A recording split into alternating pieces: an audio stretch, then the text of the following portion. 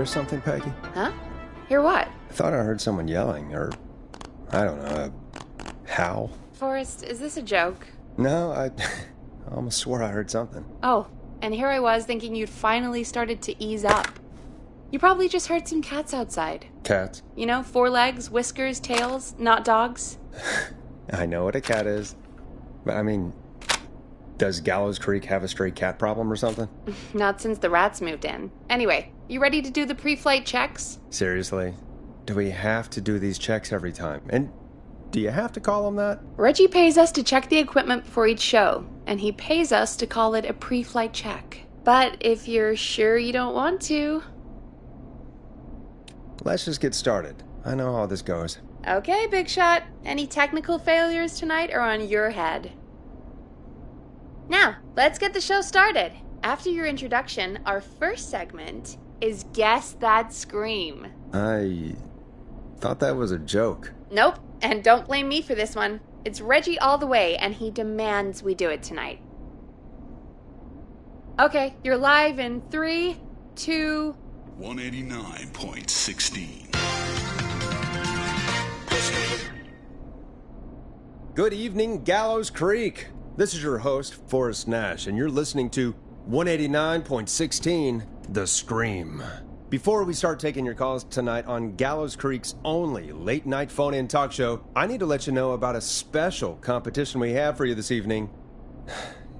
Guess That Scream. This is actually one of the station manager's better ideas. Here's how it works. I'm gonna play you a scream, then you call and guess that scream.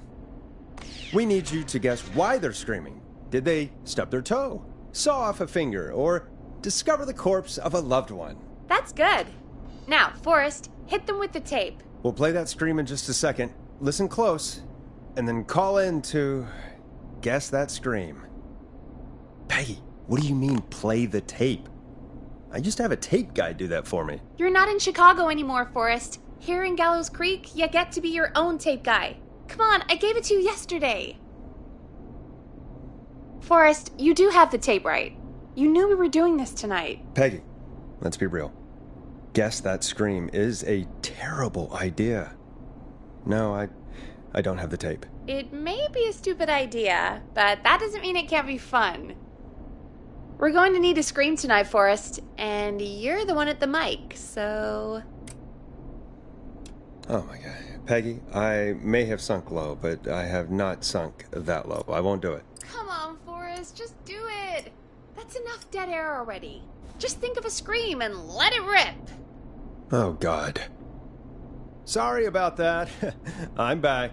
Had to step away there for a second. Listen close, and then call in to guess that scream.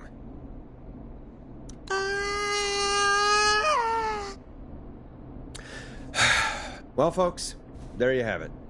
Call in with your guesses, and if you get it right, you could win 2 tickets to the amazing Maze Maze and 1 free fried dough. Fried dough? Just call in at 555-239-KFAM with your guess. Now, here's some music while you get dialing. Time to go on the journey that is Blast Processor with their hit song 1980X. Oh, God, Forrest, that was amazing. Thanks. I can't wait to hear what people think that was. How the hell did I get into this mess? Lighten up, Forrest. That's going to be the highlight of my week.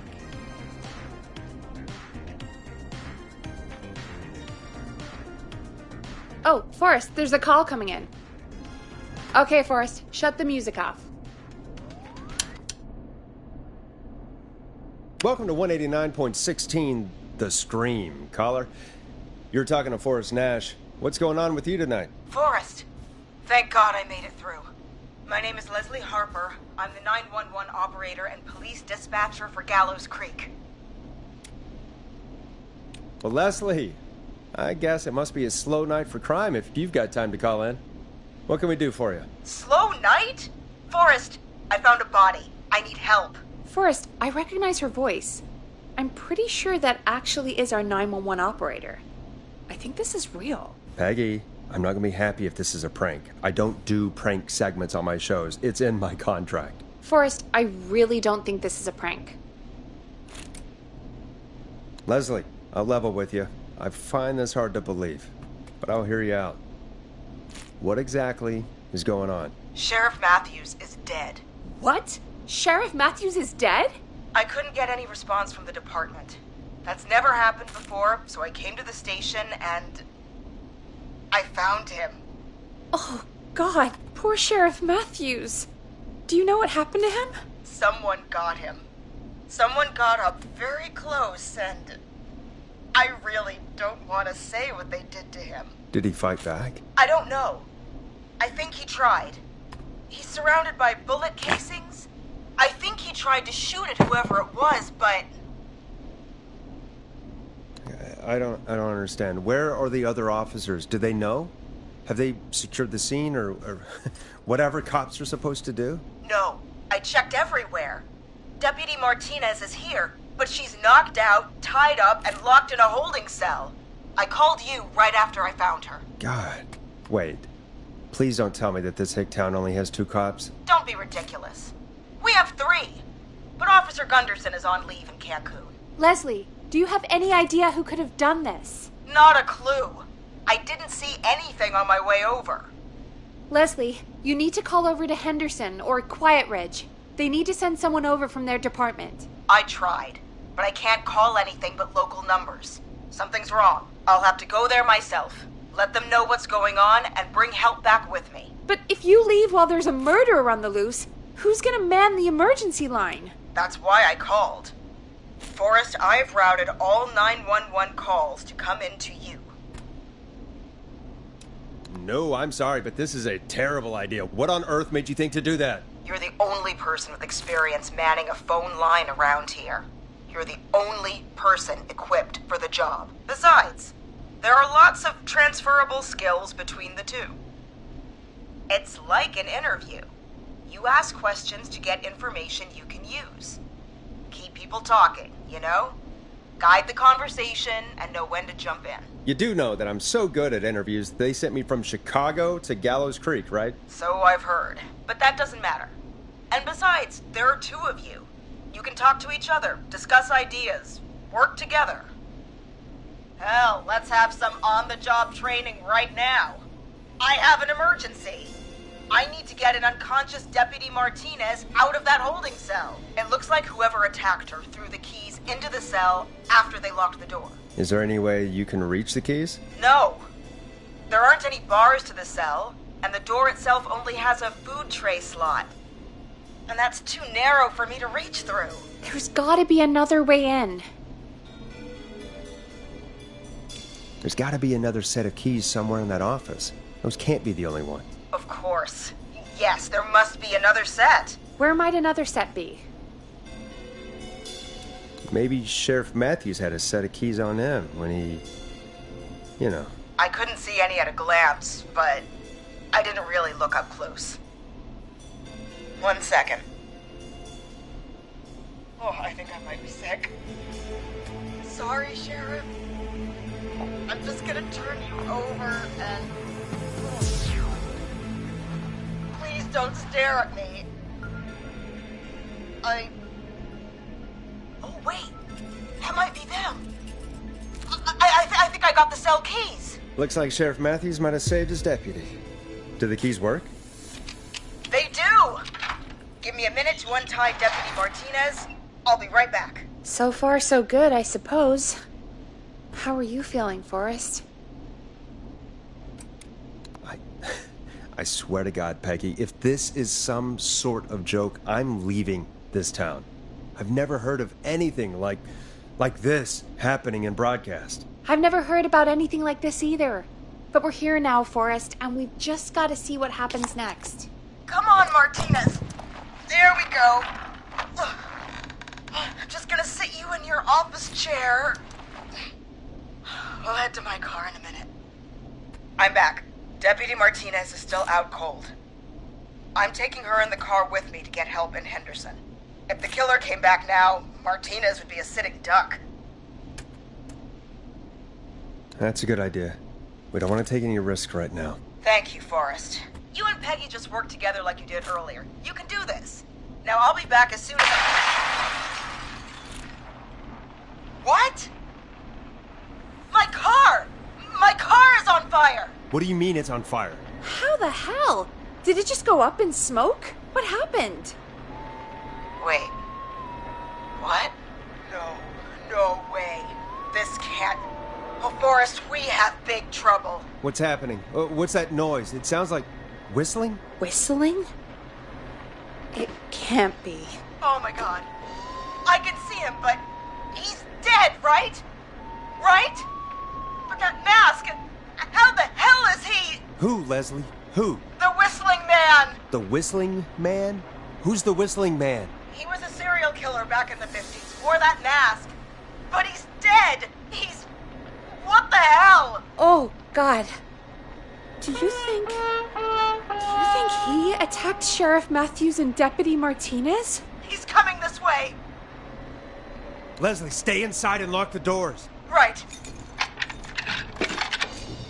Shit, we need a new plan. My car's torched. We need to think.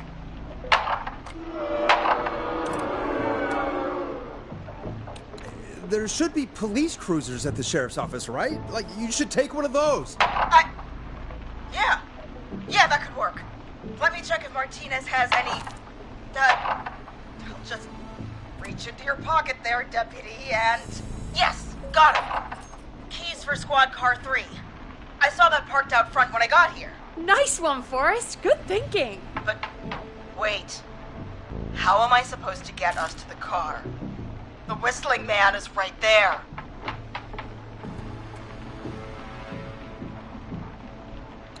The sheriff must have a gun, right? Can you see it? There was a gun next to him.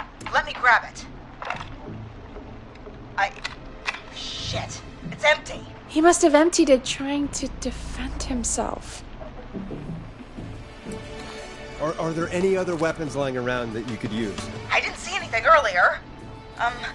Let me check Deputy Martinez's belt.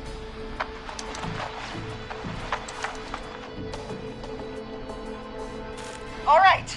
It looks like the Whistling Man left her with a baton, pepper spray, and taser. I can only hold one if I'm carrying Deputy Martinez. Which should I take?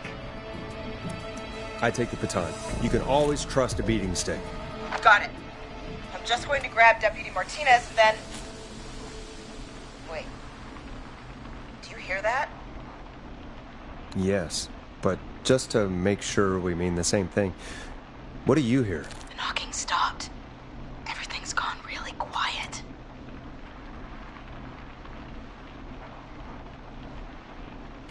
You said you could see the Whistling Man earlier. Can you still see him? Let me take a look. No, I don't see him anywhere. But I can see the car. Squad Car 3, it's right there. Okay, Deputy Martinez, if you can hear me, it's time to move. Just lean on me. Yep, there you go. Are you sure about this, Leslie? No time like the present, right? So, here we go. Again, you're hooked into dispatch now, so I should be able to radio you when I reach the car. If I reach it. Speak to you soon. Well, good luck.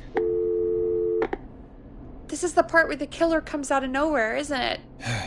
You know, I've got to say, this really wasn't what I expected when I came into work today. Well, they always say you have to be ready for everything in live radio. Oh, I think we've got Leslie back on the line. I'm putting the call through. Hello? Forrest? Peggy? This is Leslie. Are you there? Over. That's a big 10-4 there, good buddy. I'm guessing you made it to the car then? Sorry about the CB chat. Old habit. But yes, we made it to the car. Deputy Martinez is in the passenger seat, still out cold. I don't see the Whistling Man anywhere, and I don't plan to wait for him. So I'm going to get us moving. Jesus! God damn it! Get back! Get away from her! Leslie, what's happening? The Whistling! No! Get off her, you son of a bitch! Get off of her! Get... Hey! No! Let go of it!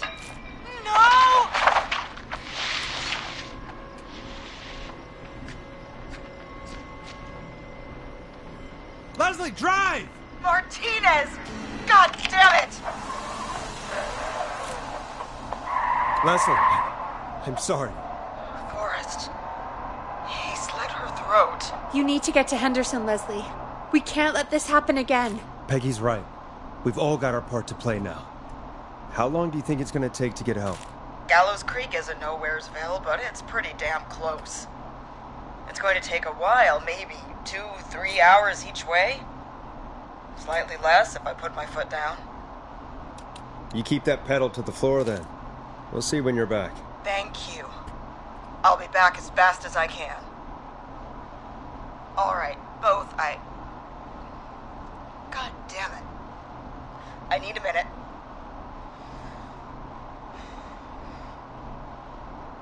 I'll be out of range soon. I'll radio back as soon as I can, once I got the cavalry. Try not to crash. We need you back in one piece. Good luck, Leslie.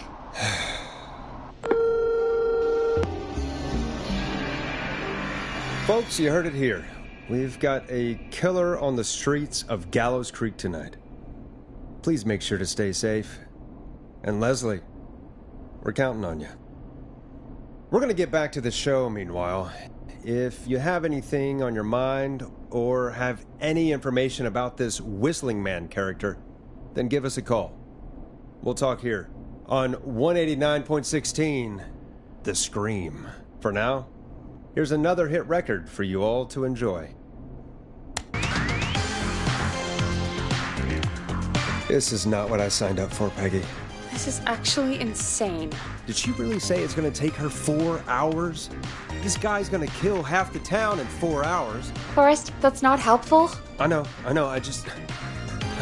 Who is this Whistling Man character anyway? He was a serial killer back in the 50s. Edward Marshall Mooney. Went around in a freaky mask, whistling, and killed about a dozen folks in Gallows Creek. No reason for it. No motive. He just... So we're screwed? Because it sounds like we're screwed. Well, probably not. Police chased him up to Ellis Point one night. We call it Whistling Point now. And it was, well, it was on this night actually. The police cornered him and he jumped into the river. His body was never found. So is he alive? Dead? I mean, what's the story? Story is he's biding his time, waiting to take revenge on the town. All right, that's the story. What's the truth? Other than we have a whistling killer on our hands tonight, I don't know. All right.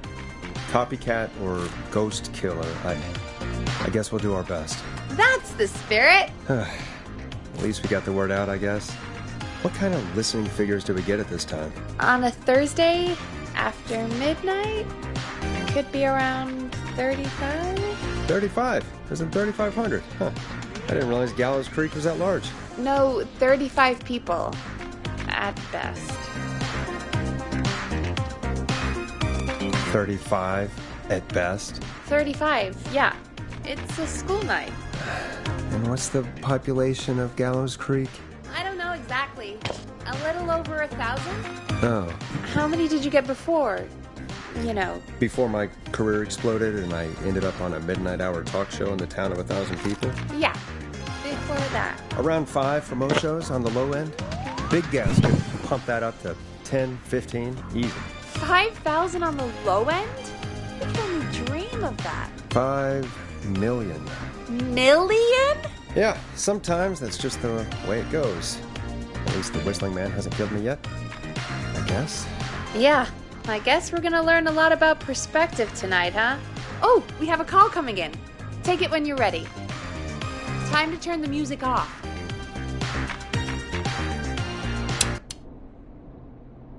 Hello, caller. You're live on 189.16, The Scream.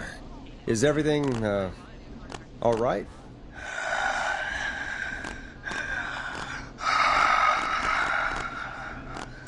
Okay, who is this? Are you, hello? Hello?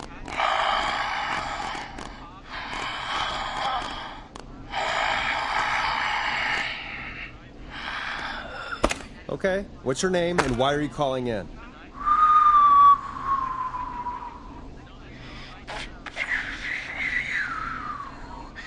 You know my name.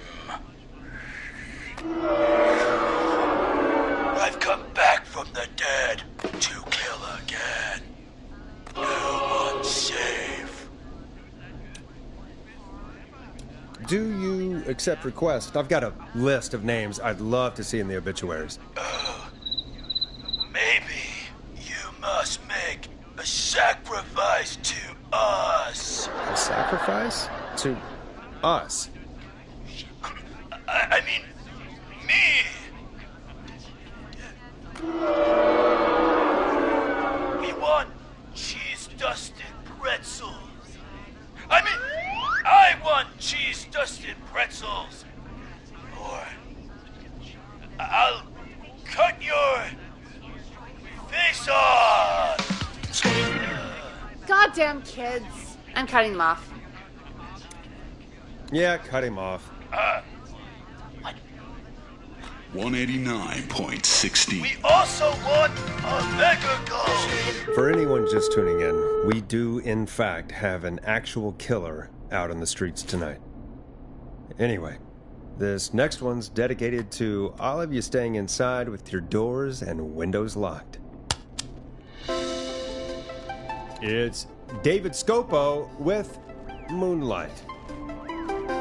Peggy, the hell was that? Kids pretending to be a killer who right now is stalking the town? It's a thing. A thing? Oh, kids around here. They pull pranks pretending to be him. By pretending to be this whistling man character? They think it's funny, but it's not. It's not funny at all. And there's no chance that our whistling man was just a prank. That Leslie... No, that's real. Christ. Let's stay positive. We still have a show to do. We already have another caller on the line. All right. Let's do this. Hello, caller. You're live on The Scream with me, Forrest Nash. What? I dialed 911. I need the sheriff right away. Okay, right. Well, I'm filling in for 911 tonight. What's your name and what's your trouble? My name is Sandra Sharp, and I need the cops now.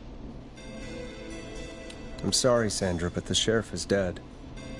We're trying to get help in from Henderson now. What? God. Listen, you've got to help me then. I drove to the edge of town for a jazz run, and now some psycho dressed like the Whistling Man is after me, knife in hand. Oh, God.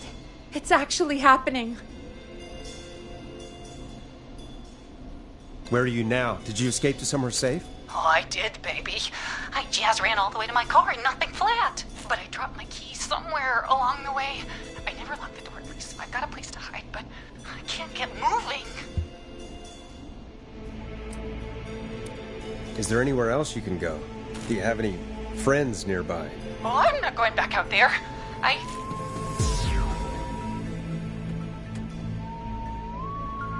Oh, shoot. Oh, he's back. Look, I don't know a thing about cars, but I gotta start this engine without the keys, and you're gonna have to help me. Wait, I don't...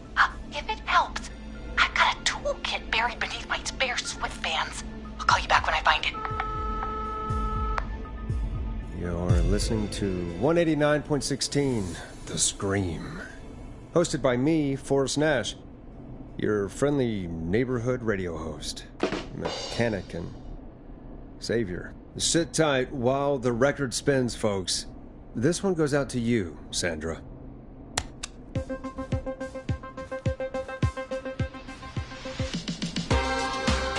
Doesn't the station have a show about cars? The Tamora twins or something? Timberline twins talk motors. Yeah.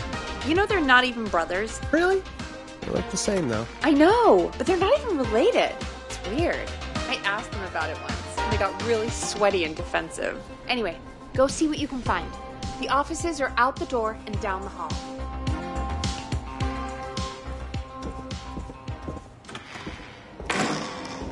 This looks useful.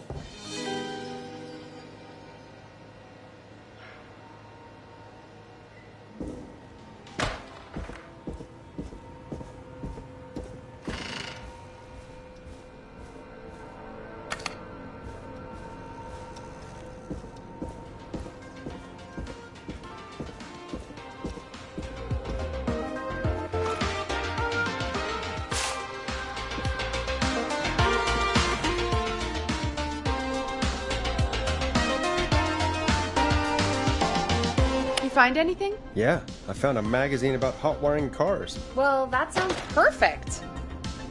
Okay, Forrest, shut the music off. Caller on line 1. Thanks, Peggy. We're back with 189.16, The Scream. How are you holding up, Sandra? The creep's looking through the parking lot trying to find me. But I've got my tools, and I'm ready to get this hunk of junk moving. How do we start this baby? Unscrew the steering column. All right. Just turn. 1, 2, 1, 2. Oh, God. How long are these screws? Okay. Cover's off. Fuck. There's a bunch of wires down here all paired up. Oh, God, my heart is pumping.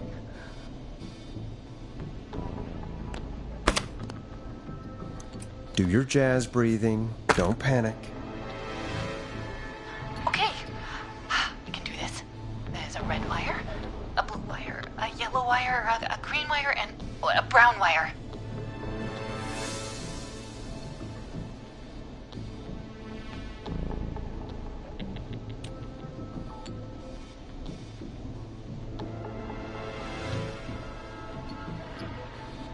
Strip the blue and red wires and twist them together. Okay, here we go.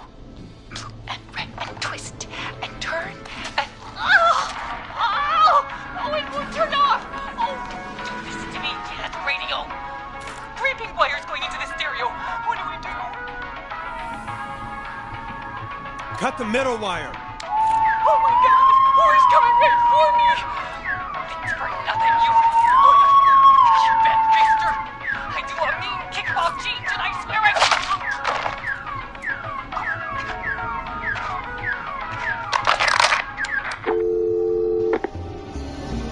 Ah, crap.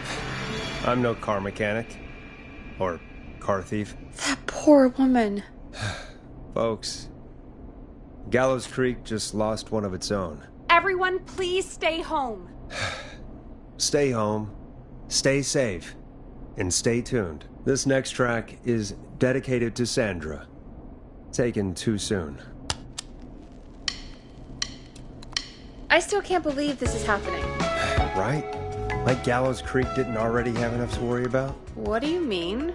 Gallows Creek is a miserable place to live. Really? Miserable? Peggy, be honest, it's a dump. There's nothing to do here. Hell, I'm almost ready to thank this whistling guide for at least making things interesting. Well, I like it here. People are polite and, Stab happy? don't be awful, Forrest. Come on, there must be something you like about this place. I guess some folks have been okay. You're not terrible. After a while. Not terrible after a while? High praise coming from Forrest Nash. You know what I mean, Peggy. I do.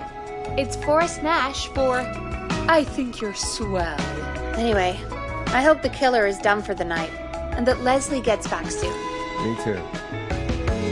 Can we at least call off that stupid Guess the Scream contest now? Yeah, that'd probably be a good idea.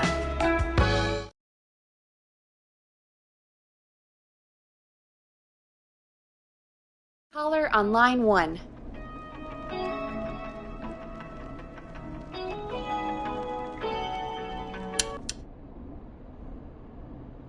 Evening, caller. This is Forrest Nash, host of 189.16, The Scream. And tonight's 911 stand-in. Hey, Forrest. My name is Brian. Brian Ponte. Brian Ponte of Ponte's Pizza.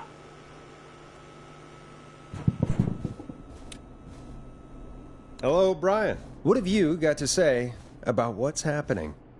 Oh, I'm so sad that Deputy Martinez didn't make it.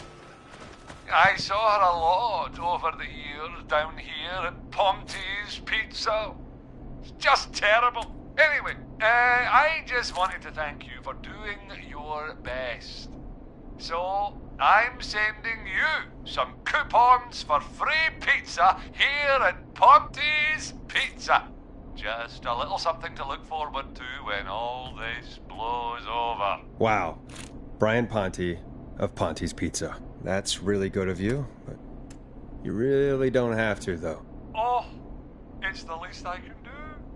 And if you like it, well, you're in luck, because we're always running great deals that'll have you eating for pennies. Sounds great, bro. And let me tell you, the pizza we have is to die for. Oh, no. Poor choice of words tonight, I guess. Hey, don't worry about it. It's all right. Oh, thank you, Forrest. Well, I just hope I didn't put you or anyone else off coming on down to Ponte's Pizza. We've got a great special this weekend. Our famous beer and pizza deal. Wait a minute. Come on down to Ponte's Pizza this weekend. You've just got to pay for one slice to get yourself. God damn it, you're just calling in to advertise your shop. Peggy, hang up on him. Done. Oh, real quick, before I forget, it's probably time we played a paid ad. Now, a word from our sponsors. You know how to play an Teddy ad, Gallows Jr. is a family man, a devout Christian, Done. and a proud patriot. Teddy Gallows Jr. is Gallows Creek. Like his father and all his fathers before him, Teddy Gallows Jr. has worked hard to create jobs, improve infrastructure, and make Gallows Creek a good place to raise a family. Unlike current mayor Linda Cartwright, Teddy Gallows Jr. lives in Gallows Creek. He's our neighbor, and he stands with our neighbors. Like Sheriff Matthews, who, after years of keeping the peace, Mayor Cartwright is trying to force into early retirement. Teddy Gallows Jr. doesn't believe in keeping a good man out of a job. Teddy Gallows Jr. believes in the American dream. Does Linda Cartwright? Help Teddy Gallows Jr. keep Gallows Creek a good American town. Help him become mayor. Take a swing for Gallows Creek. Vote for Teddy Gallows Jr. My name is Teddy Gallows Jr., and I approve this message. God, what a jackass. 100% grade A asshole. Linda Cartwright isn't super herself, but she's not... Yeah, we don't have any more of those ads to air tonight, do we? No, just the one. Good. I have to ask, though. Take a swing for Gallows Creek? He set the home run record for Gallows Creek High. Of course he's one of those guys. Yep, he played lots of sports back in the day, and he never lets anyone forget it. Right. Let's just get back to the show. Well, folks, hearing that reminds me that every vote matters. That ad really made me want to take a swing at Teddy Gallows. You mean take a swing for Teddy Gallows? Yeah, sure. Let's find out from our next caller who's got their vote. Welcome to The Scream with me, Forrest Nash. Yeah, Leslie. This is Maurice Russell from the Gallows Reporter. I'm at the office. This guy just broke in downstairs and... Wait. Forrest Nash? I want to speak to 911. Put Leslie on. What? God, another one? I am 911, at least for tonight, anyway. Damn it, son. I don't care who you are. Just put me on with Sheriff Matthews. Sheriff Matthews is dead. Did you witness the incident? Are you willing to do an interview for the reporter? I can cite you as an anonymous source, if that's a concern. We're live on the air. Anything we say can and will be broadcast. Live on... Damn it. All right. There's obviously a lot more going on than I know. Yeah, there's a lot happening tonight. You said someone broke in. That's nothing to get worked up about. Some idiot kid just broke in, dressed as the Whistling Man. Teens. They get worse every year. This punk wasn't even a disappointing twinkle in his daddy's eye when Edward Marshall Mooney stalked the town. But I was there. I covered it. You don't understand. That's not a prankster. That's the Whistling Man. Of course it's not. It's a stupid kid. Every year this happens. They think it's funny. Not a big deal, old man. But they didn't live through the terror 30 years ago. Anyway, I know for a fact Edward Marshall Mooney is dead. I don't know who I'm looking at on the security monitor. But if he killed Sheriff Matthews... Where are you now? I'm in the boardroom, upstairs. We got security cameras all around the building. You can watch them on any TV set here. And there's a set in the boardroom. Maurice, is there any way you can get out of there? I sure as shit hope so, kid. But I'm not sure how I'm going to do it. That crash you heard was him tipping over my filing cabinets. He's blocking the stairs. I'm guessing the stairs are the only way out? That's right. And it would take me a good few minutes to move those cabinets. We need to do something. But what? All we can do from here is... Forrest, I think I've got it. Why don't we call the killer? They'd have a bunch of phones set up across the office, right?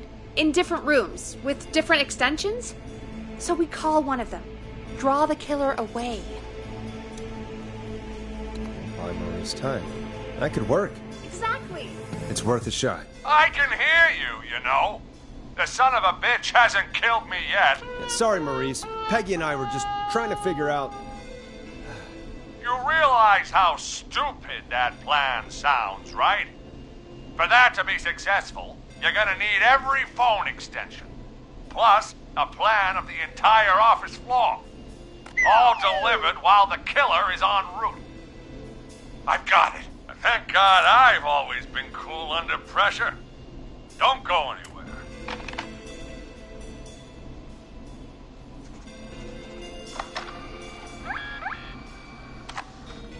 189.6.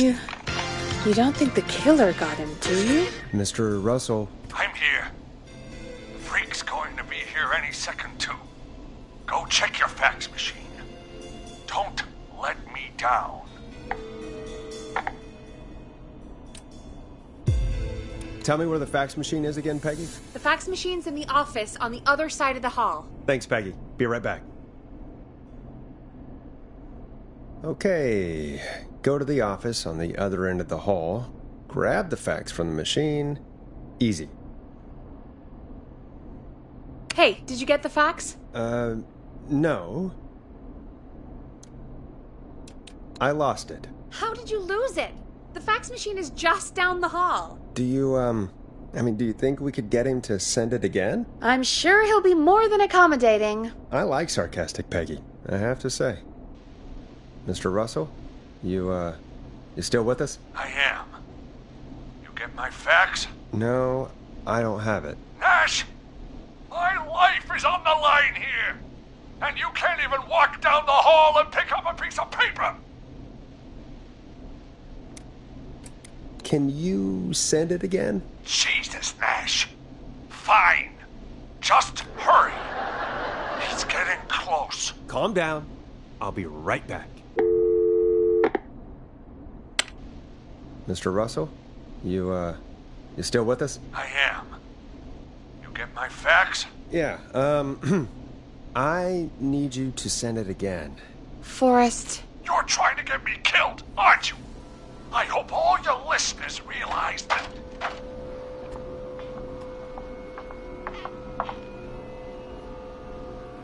Damn it. Never thought I'd go out like this.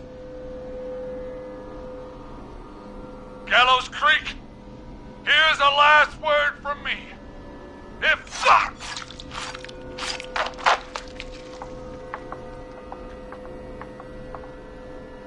Oh no. Damn it. I'm sorry, everyone. I just, I don't know.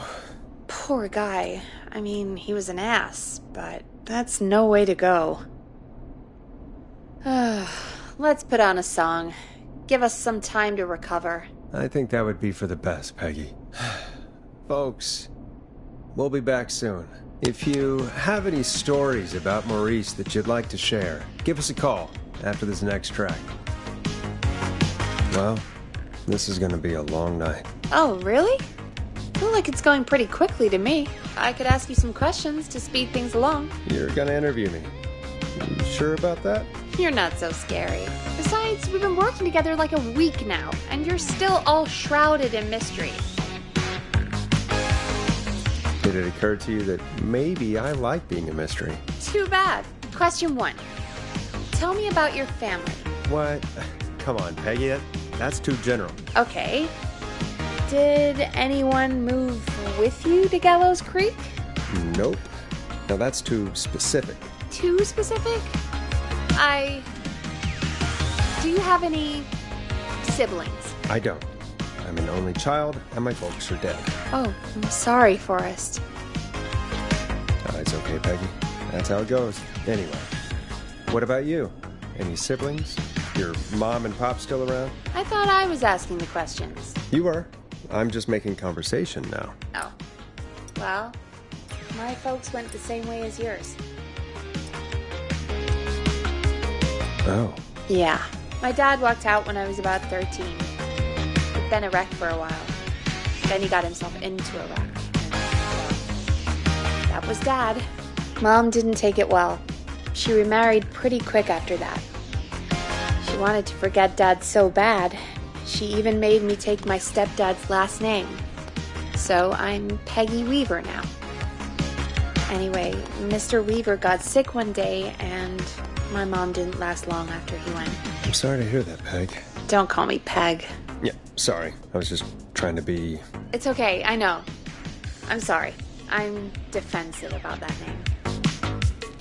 Any siblings? Funny you mention that now.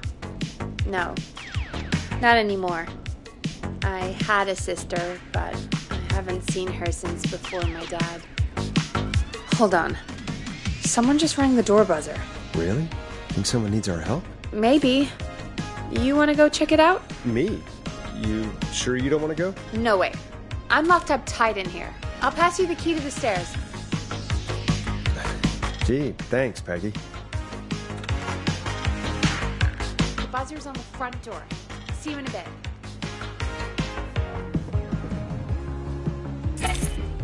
Okay, down to the first floor, then check the door. Wow, that was ominous.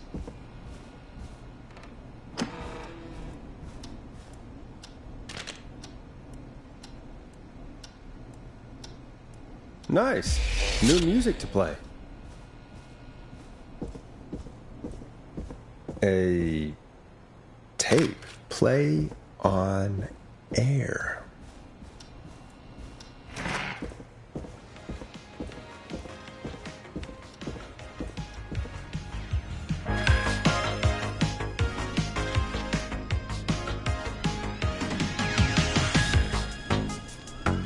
Who was there? I didn't see who it was. Are they still out there? No, they left as soon as I went down there. They pushed a cassette through the door. It says, "Play me on air." All right. Well, turn the music off and play it.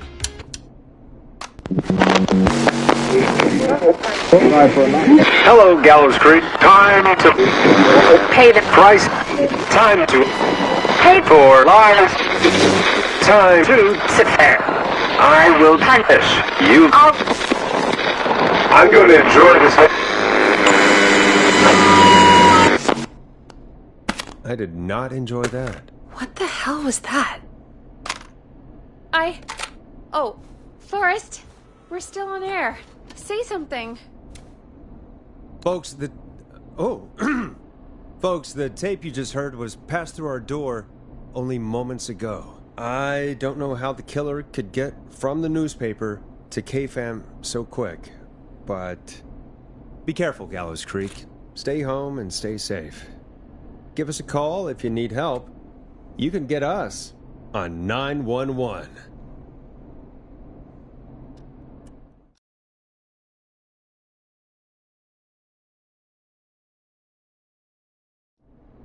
Thank you again, Mrs. Mackenzie, for the helpful tip. The bagger at the grocery store cannot whistle. We'll remove her from the suspect list. Let's go to a break. I need you for a second. All right, folks. We need to take a quick break. This one's for all those folks out there keeping the hatches battened. Let Storm Riders take you on a rock and roll ride with the Glam Jam. All right, Peggy, what's up? I pushed a cassette under my door. Go play it.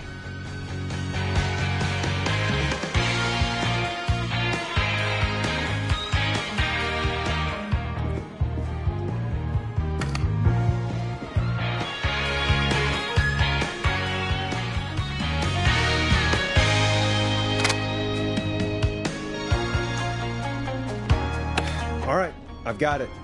Did we forget an ad or something? I don't know. It was buried in my work mail. I only just saw it. See what it says. Play me ASAP. Off air. That's Reggie's handwriting. And he wrote it in purple. And? Purple is Reggie's angry color. He only writes in purple when he's really pissed off. Or try your call again. Straight to voicemail? My God. Are there any professionals at I hope KFAM? it's nothing serious. This is Gina Franklin. I'm calling because your backwater station has not honored our agreement. We gave you Mr. Snatcher's newest single, the kind of honor you've never had and probably never will again. And we've still not received any information about when you're fitting it into your busy programming. I'll be frank, I didn't want you as part of this debut, but Mr. Snatcher, due to his prior friendship with Mr. Nash... Prior and current friendship, Gina. Forrest, mate, you alright? Don't worry about Gina, you know how she is. But yeah, can't wait for you to hear the new single, man. I think Final Breath is my best work yet. I really hope you and your listeners like it. And man, if you ever find your way this side of the pond, let me know. We'll have to catch up. If Final Breath isn't played on your airwaves by the end of Mr. Nash's show tonight, the next call will be much less friendly. That was Roddy Snatcher, Forrest. You know, Roddy Snatcher? Yeah, Roddy and I are old friends. I love Roddy. I Will Always Find You was my song. I wish we still had it in rotation.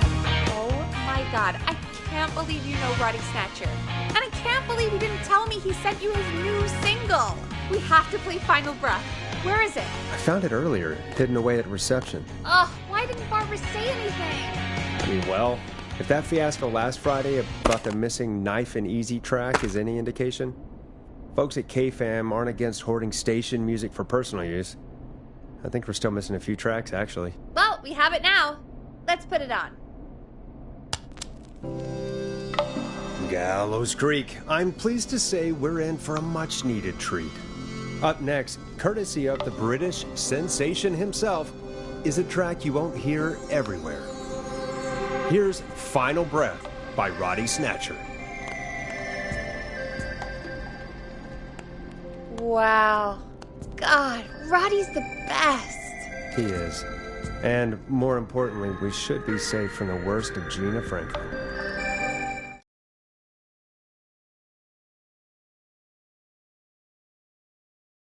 I think that's every time I've seen him live. Peggy, you just talked through the whole song. Oh, whoops. It's okay. I can just play it on loop later. Oh, shoot. I just noticed we have a caller waiting. I really hope it's nothing serious. Evening, caller. This is Forrest Nash, host of 189.16, The Scream. And tonight's 911 stand-in. This is Murphy.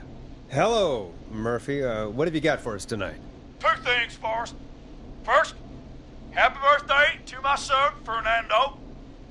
He's 3 today, and man, being his daddy has changed my life. I've learned how to live, how to laugh, and most importantly, how to love. Aw, happy birthday, Fernando. Feels like a weird night to celebrate, but, congrats? Thanks. And now, my other thing. I'm putting the word out to this so-called killer. You think you're tough, huh? Big man with a big knife, huh? Reuben, come face me, a true warrior, at the Gallows Waste Disposal Plant.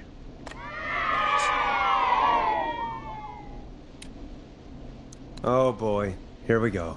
I got all the tapes in Master Robbie's Dojo series. So get ready, Whistling Man. You just let loose the junkyard dog. Oh no. And there he goes. Ladies and gentlemen, keep your fingers crossed for Murphy as he tries to become our hometown hero. Anyway, we'll be right back after this commercial. Great party, man. Thanks. Can I grab another beer? Hey, sure thing. Let me grab you one out of the fridge. Oh no, we're out of beer. What am I gonna do? The party is going to be over. Fear not. At Grill and Spree will give you a free 6-pack of beer if Gallows High wins this Tuesday. Say what? That's right. Order a meal deal from us and you'll get a free 6-pack of beer if Gallows High wins. A free 6-pack? Righteous! You heard me. 6 beers if Gallows High wins. Sounds like you've already had enough beers. I hope we murder them. Me too, Billy. Me too. Come on down to Grill and Spree or call 555-749-8335. We've got barbecue you'll die for. Yeah. Hey, Forrest, do you know what the Grill Reaper's favorite grilling spree order is? I have a feeling you're going to tell me. Spare ribs.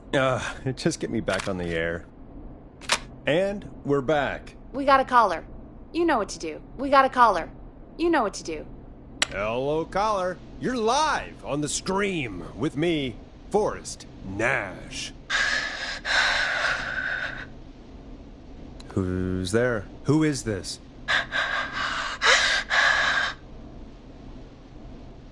Hello. Are you still with us? Forrest? He called me? That horrible whistling down the phone. He's coming for me? Jesus. Okay, listen, caller. Don't panic. We've done this a few times now. We can help you. A few times already? So, you saved them, or? Sure. Okay. We're gonna help you. Can you tell me your name, caller? I'm Dr. Sullivan. Virginia. Sorry. Take some deep breaths, Virginia. You're gonna be okay. Please don't let me die. I won't. Just calm down. Tell me where you are right now. What's your address? Oh, God. Is there a neighbor you can call for help? No. Everyone's away tonight. There's just a fraternity down the street. You live by a frat house. Yes, they're having a party. That takeout coming in all night. Lawn covered in beer cans. They're getting wasted. And I'm about to get... Oh, God. Virginia, what's the name of the frat? Oh, God. I can't think. I can't. Any idea what the frat might be, Peggy? If I knew where she was, I might know, but... Wait, the takeout! If we can get takeout to the frat, we can get a message to them to go and help. Virginia, who did they order takeout from? I don't know. Don't worry. We'll figure it out. I can't do this. Well, folks, seems like our Virginia hung up. While we try to figure out what takeout to order, here's some music for your own midnight snacks. Peggy, what places do takeout in Gallows Creek? Off the top of my head? Well, there's the barbecue place, Grilling Spree, and you can order from Chalupa Cabras. Oh, and of course we have Ponte's Pizza. That's it, I think. That's it? Gallows Creek only has 3 places? You know, Forrest, just for once, I think you should be thankful that we're not in Chicago. All right.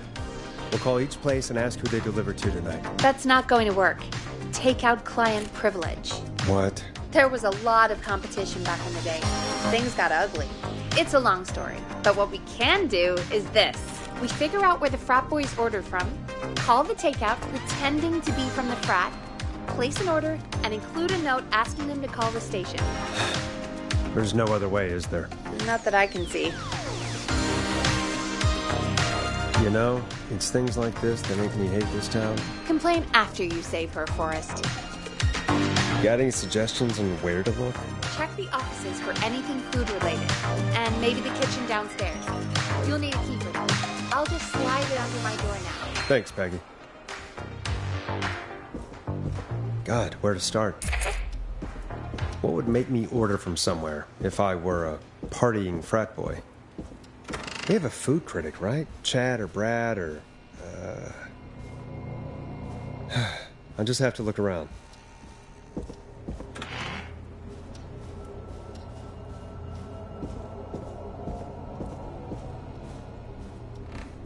I should grab that key Peggy slid under her door.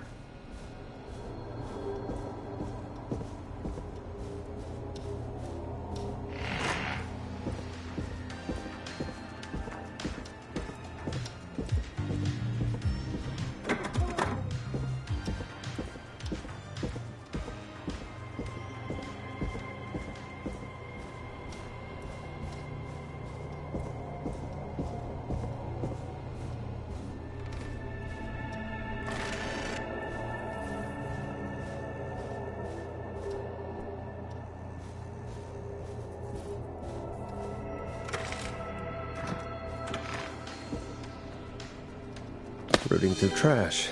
This is a new low. Ooh. Interesting offer. I wonder how well Gallows High performed.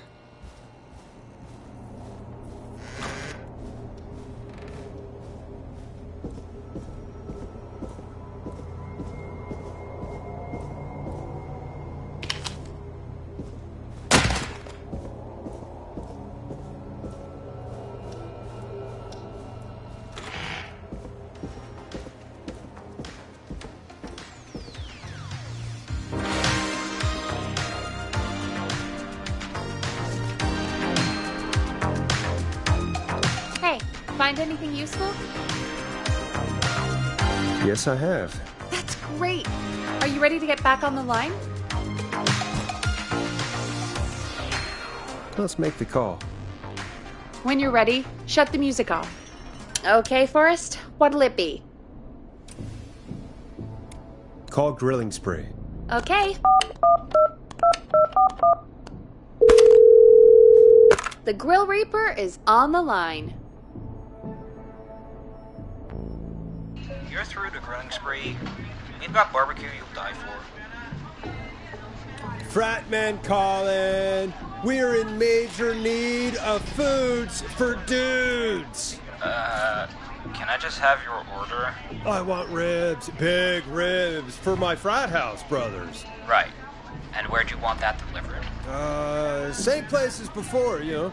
The frat house. Same address? Alright. We'll get it to you soon. Oh, and one more thing. Can you add a note to the order that says to call K-Fam? A note? Okay. You better tip for this. And now we wait. We should put a song on. Agreed. This one goes out to our delivery workers. Hope you enjoy this one as much as I do.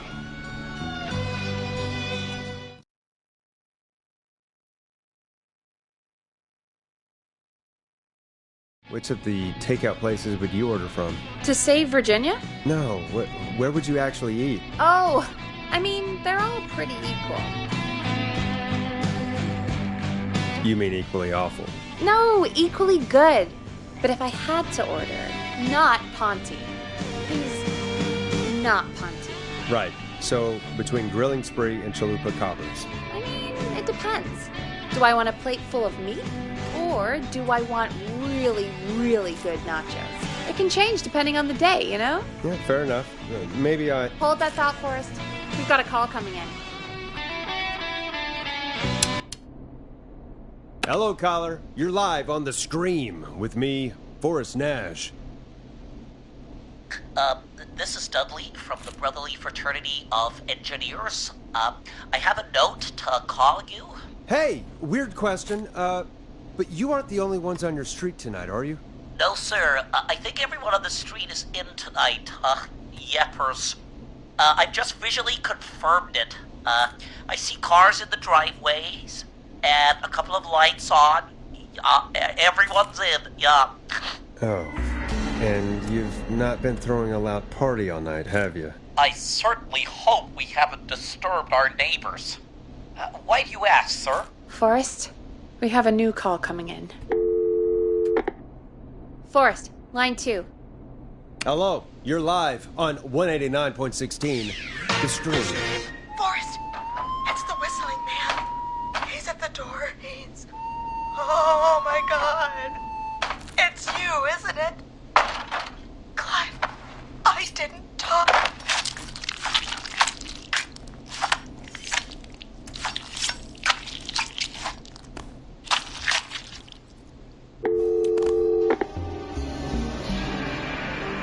Oh, dear God.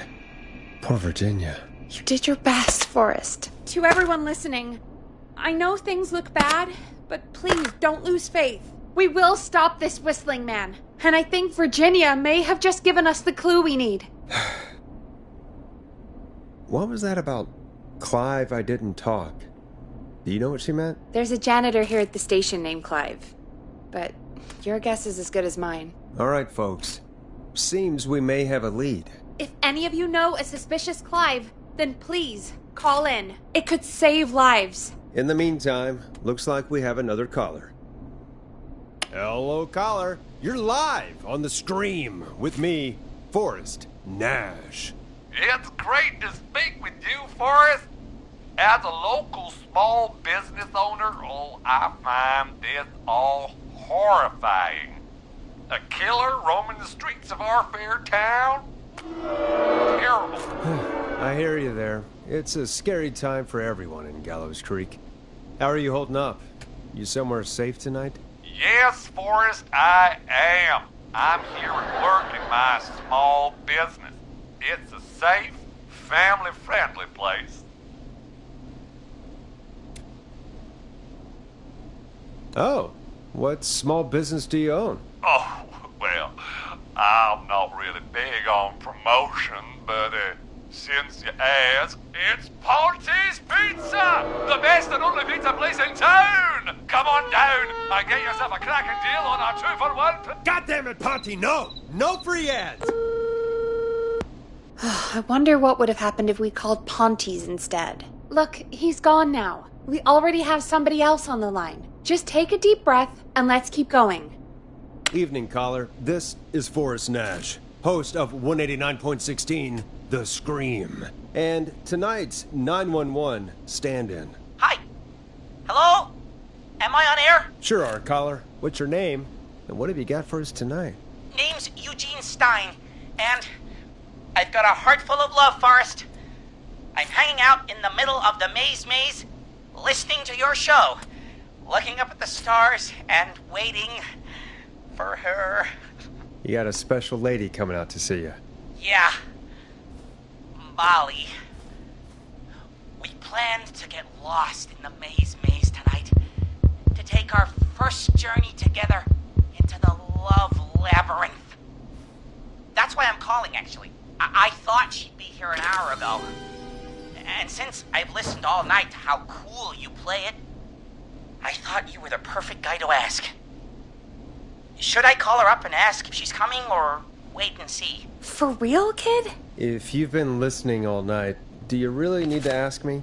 Yes, that's why I'm calling. Bingo. Here's what I was looking for.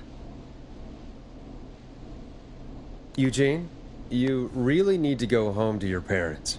My parents are dead, actually. But, Oh, jeez. yeah, I guess it's not the night. Hang on. I hear some whistling. I guess she came after all. Molly! I'm in the middle! It'll take a little while to get here, but, thanks again, Forrest. It's been good talking. Wait a second. Molly can't whistle. No, this is supposed to be the best night of my life! Not the worst. Stay calm, Eugene. We'll get you out of this. Carm! I'm about to die a virgin! Listen, Eugene. Breathe. hide, and call back in a minute. We'll get you out. I'll do it for Molly. But please, hurry. Well, listeners, while Peggy and I deliberate, here's a track for all you lovers out there. How the hell am I supposed to get him through the maze? You know Barbara, our receptionist? She's a maze fanatic. Shame she isn't here. I was supposed to go with her last week, but she changed her mind.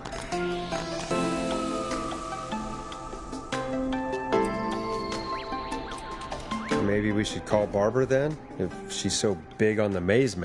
We could, but I don't actually know her number. God, she probably has maze stuff somewhere. Go and see what you can find. That'll hopefully be enough. Which one is Barbara again? Barbara! You know, Barbara! Forrest, I've seen you speak to her. Help me out, Peggy. She's the receptionist. Sits at reception, never does any work because she's talking to Brad all day. Ring any bells? Right, yeah, sorry, I guess it's just the stress of... No excuses. Just go and find something to help us.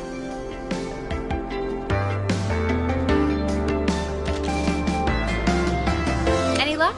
Yeah, I found a map for the maze in the trash. Why was it in the trash?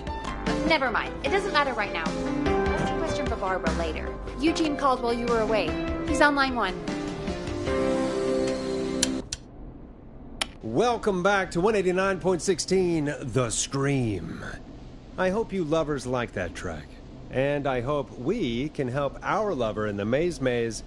Eugene, you're back on air. I'm lost, Forrest. I just ran and I don't know where I am. I'm at a crossroad, facing a tractor statue. There are hay bales painted gold on my right. Go forward. Okay, here I go. This, doesn't look right. No, I'm going back to where I was. Jesus! Oh, shit! He's cutting through the walls! Where do I go? Go backwards! Okay, I'm going! Please, no! You don't have to do this! Ah! I think I'm gonna be sick. Poor kid. I mean, he shouldn't have been out, but still.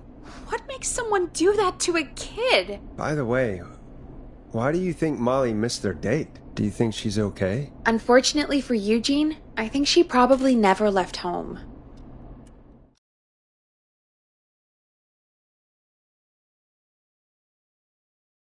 And thank you for calling in, Mr. Walton. We'll make sure to add the town librarian to our list of suspicious Clives. Remember, report a Clive to stay alive. Next caller is up, Forrest, so take it away. Caller, you're through to Forrest Nash on 189.16 The Scream. Hey, wonderful show tonight, Forrest. Well, that's kind of you to say. Thank you. What's your name, caller? You can call me Dawn. Could you play my tune, Forrest? Your tune. Sure. Long Ride Home. That old song. Sure. We got it. I think I played it the other day. Thanks. It'll be good to hear it again. All right, folks. Coming up is that old classic. Forrest, I don't think you're gonna find that song. What do you mean? I played it a few nights ago. I know, but, we don't have it anymore. What are you talking about? I threw it away. You threw it in the trash? No, I threw it out the window earlier today. And why did you throw it out the window earlier today? Brad was annoying me all afternoon. He played it on repeat because he knows I don't like it. So I grabbed it and threw it right out of one of the office windows. Not my finest hour, but I can only take so much.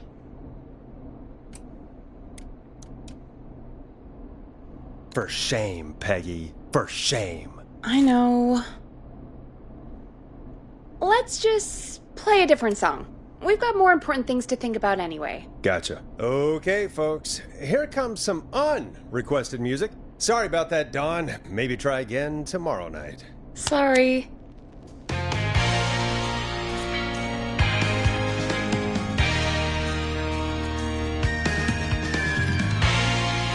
Of all the songs to request, why'd it have to be that one? Gee, Peggy, what did the barn finds ever do to you? Wrote that song, for one. It gets real old when you're forced to listen to it on repeat for years. Why couldn't they just request Roddy? Oh, Forrest, scrap the song. We have another caller. Sorry to cut the music short, folks. Callers take priority tonight. Welcome to 189.16, The Scream. This is Forrest Nash. Forrest. Oh, thank God. It's me again. Murphy. Talk to me, Murphy. What's wrong? Oh, the killer got me, man. Why did I ever trust a guy named Master Robbie? That's not important right now. Just tell me what happened. Goddamn piece of... He came to the Gallows Waste Disposal plant. Beat on me, man. Carried me inside and locked me in a dumpster. I got a flashlight, but... Oh, goddamn. I smell smoke. I think he started a fire. Hold on, Murphy. We'll call for help right now. You gotta hurry, man. I need someone here now or I'm gonna die. Peggy, get the fire department on the line. On it. All right. Now just... Come on, pick up. Hi. Yes, I'd like to report a fire over at the Gallows Waste Disposal Plant. It's an emergency. What do you mean it's not operational? Why is there no backup vehicle? Oh, god damn it! Forrest, that evil son of a bitch slashed the tires on the town's only fire engine. They can't do anything. But I have a few friends who live nearby. Maybe one of them can save Murphy. Where do they live? My friend Alex lives on the corner of Haddonfield and Romero Street, and Catherine lives on the west end of Myers Lane. And there's Jericho on the east end of Myers Lane. But he's... old. Really old. Okay, I'll check the map, see who would be best to do this.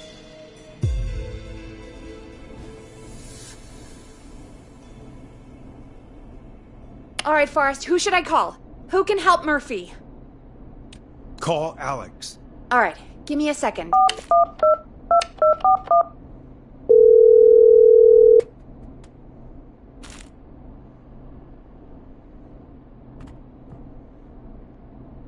They're on the way. They'll call from the plant. You can direct them from there. Well, let's hope they get there in time.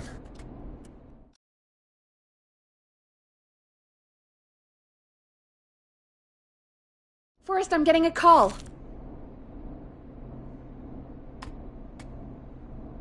Are you sure you can't? What's happening, Peggy? Alex was too far away. Too slow. The plant burned down. It collapsed. So Murphy is... Poor Fernando is gonna be crushed. His father died a hero. He was just trying to protect the town. That's actually pretty nice, Forrest. Murphy, I promise we will stop this. For you and for Fernando. Peggy, it's going to be our... Forrest, we have another caller. Let's not waste time. All right, folks. Another of our good citizens is on the line. Let's see what they have to say. Welcome to 189.16, The Scream, with me, your host, Forrest Nash. Forrest, Teddy Gallows Jr. here. I just want to say that my thoughts and prayers are with my Gallows Creek neighbors during this awful time. Oh, it's mayoral candidate and scion of the town founders, Mr. Gallows. Are you in danger? We need to be a town of law and order.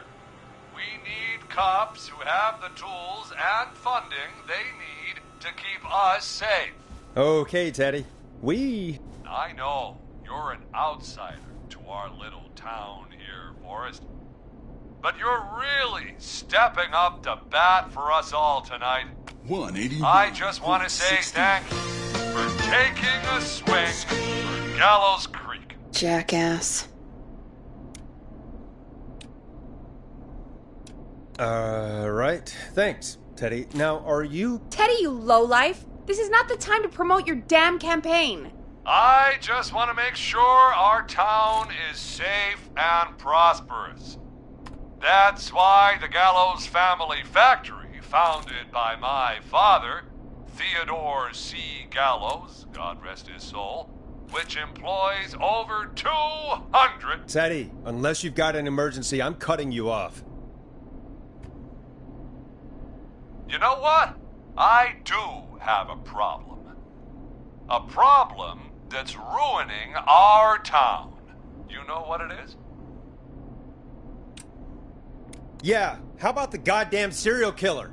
The problem is that woman, our current mayor, Linda Cartwright. Oh, here we go. She just isn't one of us. Linda Cartwright is un-American, unstable, and... You're not better than anyone, Teddy. Just because you inherited half the town. Your producer sounds a little unstable, too. Don't you dare speak to me that way. Cut him off, Peggy. I can guarantee this kind of thing will not happen when I take office. The moral decay of... And that's enough of Teddy Gallows Jr. for one lifetime. I always feel disgusting after hearing him talk. Just play an ad for us? I need a minute. We'll be right back after these messages. The world-famous annual Gallows Creek Harvest Festival is back! We got it all out on Giblet Field. We got the Little Miss Harvest Pageant, Princess Harvest Pageant, Harvest Queen Pageant, Cotton Candy, Corn Dogs, Cornhole, Corn on the Cob, Crokinole, Country Music, Can Jam, Jams, Jellies, Jamborees, Juggling, Roller Rickies, Roller Disco Lessons, Praying. We got baby crawling, balloon popping, balloons for sale, beard contest, horseshoes, hayride, hay toss, hey you there, safe donkeys and ponies, apple bobbing, firearm, fireworks, funnel cakes, fried dough, seed spitting, sand licking, cracker cramming, and cat shop. And fake tattoo, face painting, puppets, petting zoo, amazing maze, square dancing, story swapping, spelling bee, quilting bee, and sewing circle, pie eating, lawnmower racing, hot dog eating contest, flower contest, and of course our famous gourd measure-off. The festival is brought to you by Mayor Linda Cartwright, sponsored by Gallows & Sons Factory, and dedicated to the memory of Garrett Miley, tragically taken from us last festival. I can see why it's world famous. It's a highlight around here, Forrest. Oh, I am sorry to hear that, Peggy. All right, folks, welcome back to the show. We have a note from my producer. That's right. Come find me at the Harvest Festival tomorrow to grab your choice of a K-Fam mug, sticker set, or poster. Let's see what our next caller would choose. Caller on line 1. Hello, caller. You're live on The Scream with me, Forrest Nash.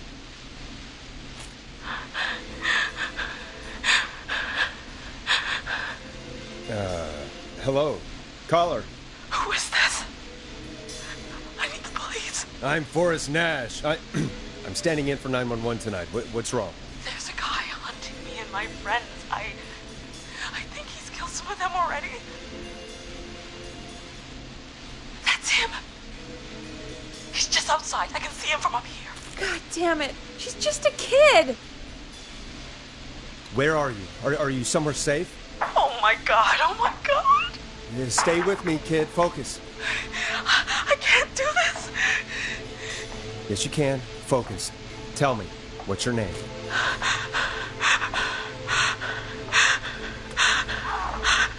Sweetie, you can do it. What's your name? Carrie. Good. Carrie, listen to me. We're gonna get you out of there, all right? Now, where are you? The old murder house. Upstairs. I'm at the end of a hall. There's a bathroom, a couple bedrooms, a closet. Oh, he's coming. Where should I go? Go to the bathroom. Okay, I'll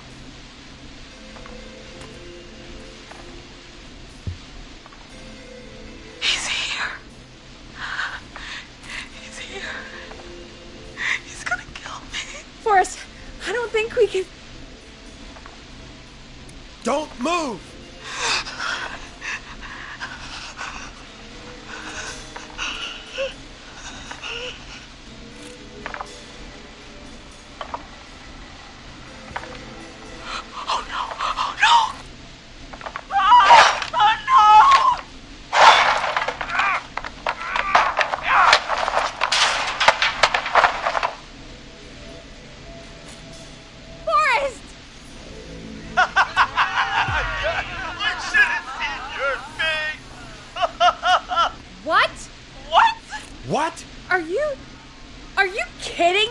Okay, what the hell is going on here? Oh, who's on the phone, Carrie? The cops? It's just a joke, jeez. Wait, isn't that... Jimmy, that wasn't funny, you sicko! Of course I called the cops, but some guy just answered instead. What guy? Forrest Nash. What the hell are you all doing? It's prank night, old man. We're just having fun. That's the kid. The kid who called in earlier pretending to be the whistling man. That's it. I'm out of here. Jimmy, this is a pretty sick thing to do. What? It's whistling night. That little idiot. Whistling night? It's a stupid tradition. Especially stupid since that one kid died back in... Would you take off that stupid mask if it's hard to breathe? Who's under there anyway? Is that you? Idiot! Seth is right next to you. That's, wait. Oh no. Who are you? Oh no, Dad!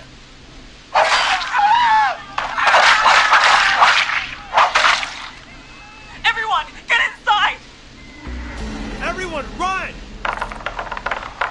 You two, run the door. Scott, Heather, you barricade the back. As long as he's out there and we're in here, we're safe, right? You buy time, but not much. Forrest, we have to... Heather, I already called the cops. Forrest picked up.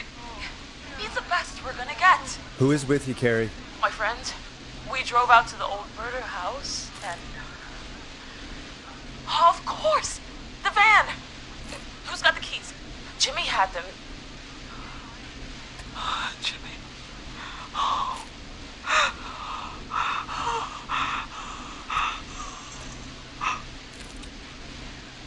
I'm sorry about Jimmy. Thank you. This is crazy, Forrest. We'll figure something out. Between all of you, there's gotta be a way to beat this. Just sit tight, okay? Heather, shut up. If we do that, we're gonna get killed. If only Jeannie were here. Jeannie? Jeannie McPherson? Our intern Jeannie? Yes. She's my best friend and the smartest one out of all of us. She stayed in tonight. Forrest, listen. We'll see what we can come up with, and, What? Scott, you're not any good at... And, no, Chad. Out of all of us, you're not the one to... Everything okay? No. We're figuring out a plan, but everyone's volunteering to do things they're just bad at. I think we can figure out what to do, but I don't think we can agree on who should do what. I think you'll have to be the tiebreaker, or else these idiots are gonna get us killed. But I... Shut up, you... Ugh. Forrest, I'll call you back. But I don't know anything about your friends. Ugh. These damn kids never learn. They're just dumb kids. Ugh. They do this kind of thing every year, Forrest. People get hurt.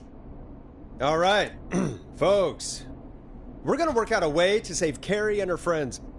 This next one goes out to all the trapped kids out there. Peggy, you mentioned something about their friend working here? An intern? Yeah, Jeannie. Seems a nice enough girl, but a bit head in the clouds, you know? Not sure why we took on an intern. We really didn't have the office space for one. Poor thing got tucked away in a dark corner somewhere downstairs, I heard. All right, I'll go see if I can find her desk. Hopefully she has something we can use. Friendship quiz. This might work. Peggy said her desk is downstairs. Hey, you find anything that'll help us out? Yeah, I found a friendship quiz with all these kids on it. If you think that'll help, then good enough. Carrie's on line 1. Whenever you're ready. This is Forrest Nash back again with an unlucky caller on this unlucky night. Carrie, are you there? Yes, we've got a plan, but we can't agree on who should do what. You want me to be the tiebreaker? Exactly. I'm ready. What's the first step? Okay, first things first. We'll need a spotter, someone who can keep an eye on the killer. We'll need someone on the roof. It's gonna be a hard climb. We're deciding between Heather, Kyle, and Hot David. Kyle's my pick. Quit whining about your inner ears, Kyle. You got what you wanted. Part 2. The Whistling Man padlocked the gate back to the road. Before we drive out of here, we need someone to pick the lock. Seth, Jennifer, and Scott all want to do it. Scott. We know, Scott. You play a rogue in your weird basement game. We'll see how it goes in real life. Anyway, that brings us to part 3. Getting the van keys. I'll volunteer for this. I don't know Jimmy as well as you guys, so it'll probably be easier that way. Then it's part 4. This is a very detailed plan. I'm impressed. Yeah, it's weirdly easier to think when you're about to die. You're doing great. What's the next part? Part 4, we need someone to lead the Whistling Man away. We need a fast runner. For this one, we're trying to decide between... Who was it again? Hot David, Cynthia, and Seth. Seth. Yes, Seth. We know you're the kind of man who runs towards danger, but today, we really need you to run away, okay? Sweet. Okay, let's recap. We get the eyes on the roof. A runner distracts the killer while we grab the van keys and pick the lock on the gate. Now the tricky part. The getaway. Ooh, what's the plan there? Well, we can't all outrun the Whistling Man. But he thinks we're just a bunch of stupid teens. So, let's use that against him. Part 5. We trick the killer into a trap. Someone can pretend to be injured. Who would make the most believable lead? Who you got? We got Lisa, Tammy, and Cynthia.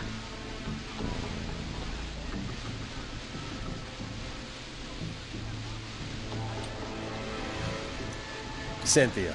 Right, Cynthia. Will do. That should take care of the killer. And then it's time to get out of here. Finally, part 6. We need someone who can drive us through the woods and back to Gallows Creek alive. Who's our getaway driver? Should it be... Who have we got? Chad, Jennifer, Tammy, whatever. Forrest, you know what to do. Tammy. I know we all love watching American Skid. Yes, yeah. Just do what they did in the movie. Thanks, Forrest. We'll just take a few seconds for ourselves, and then it's go time. Sounds good. Talk to you in a sec. Good luck, Carrie.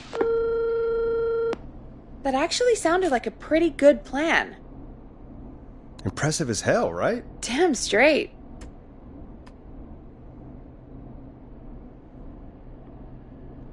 $189.16. Oh, the kids are back already. Line 1 again. If you're just tuning in, we're coming to you live with a bunch of teens about to flee a madman. Listener discretion is advised. Are you ready, Carrie? We're good to go, Forrest.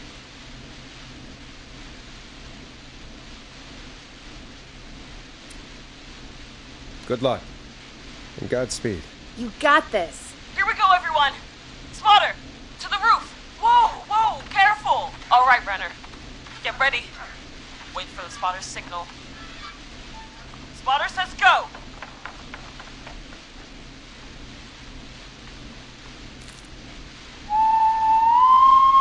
Wait. Lockpicker, go. I'll get the keys off Jim.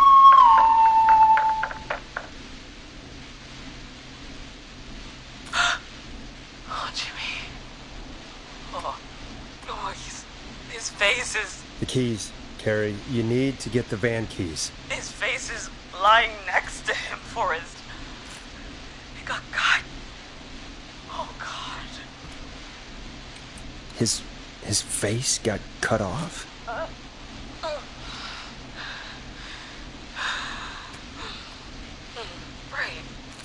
Right. The van keys.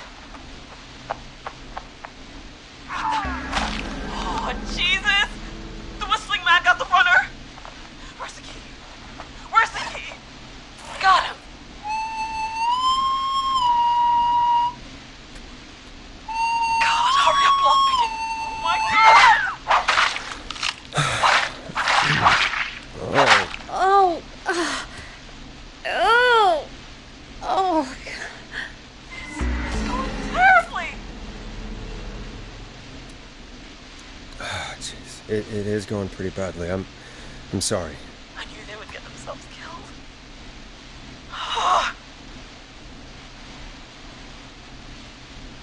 All right. Bait. Get into position. Everybody else, hide.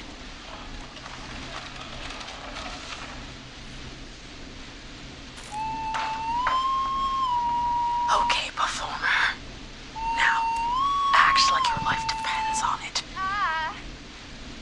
Oh. There he is. He's buying it. Oh no. He knows. Hey, damn it. Now, push the bookshelf over.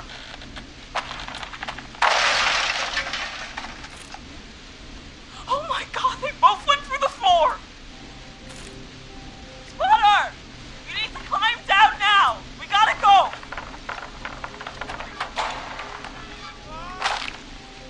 Damn it! Damn it! Everyone's in the van now! Driver, take the keys!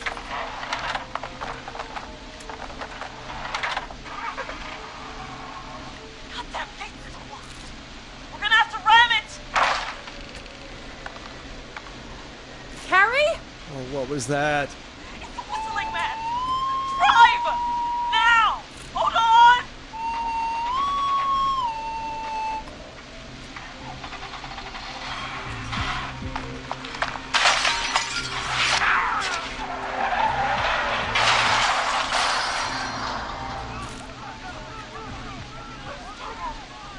Get out.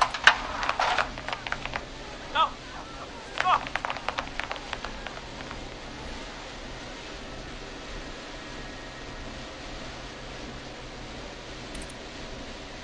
Carrie, can you hear me? What's happening? Oh, we crashed. Everyone ran. My leg's trapped. Forrest.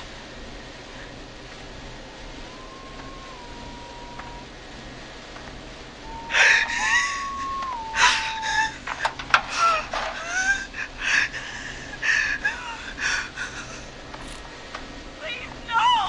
No!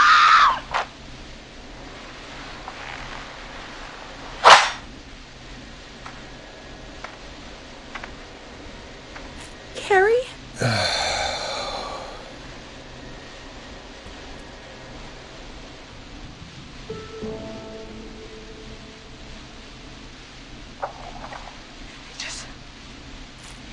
He just stared at me. Carrie! Carrie?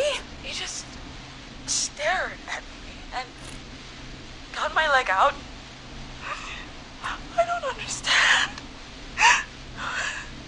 Thank God you're okay. Can you get somewhere safe? I can make it home. Thank you both for helping. If you hadn't, I guess the plan was just... It's my fault. Don't blame yourself. No, it's... I need to get home. Breathe, Carrie. You're okay now. I'll call you when I'm somewhere safe. Talk to you then. Folks, that was a lot. Our thoughts go out to the parents whose kids won't make it home tonight. For any kids listening in, please stay inside and stay safe. And parents, hug your kids extra tight tonight. Here's a song for the girl walking home in the dark.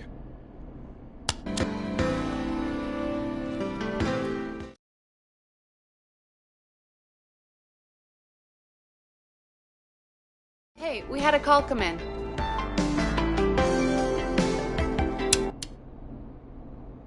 Forrest Nash here. Listeners, we've got another caller live on 189.16, The Scream.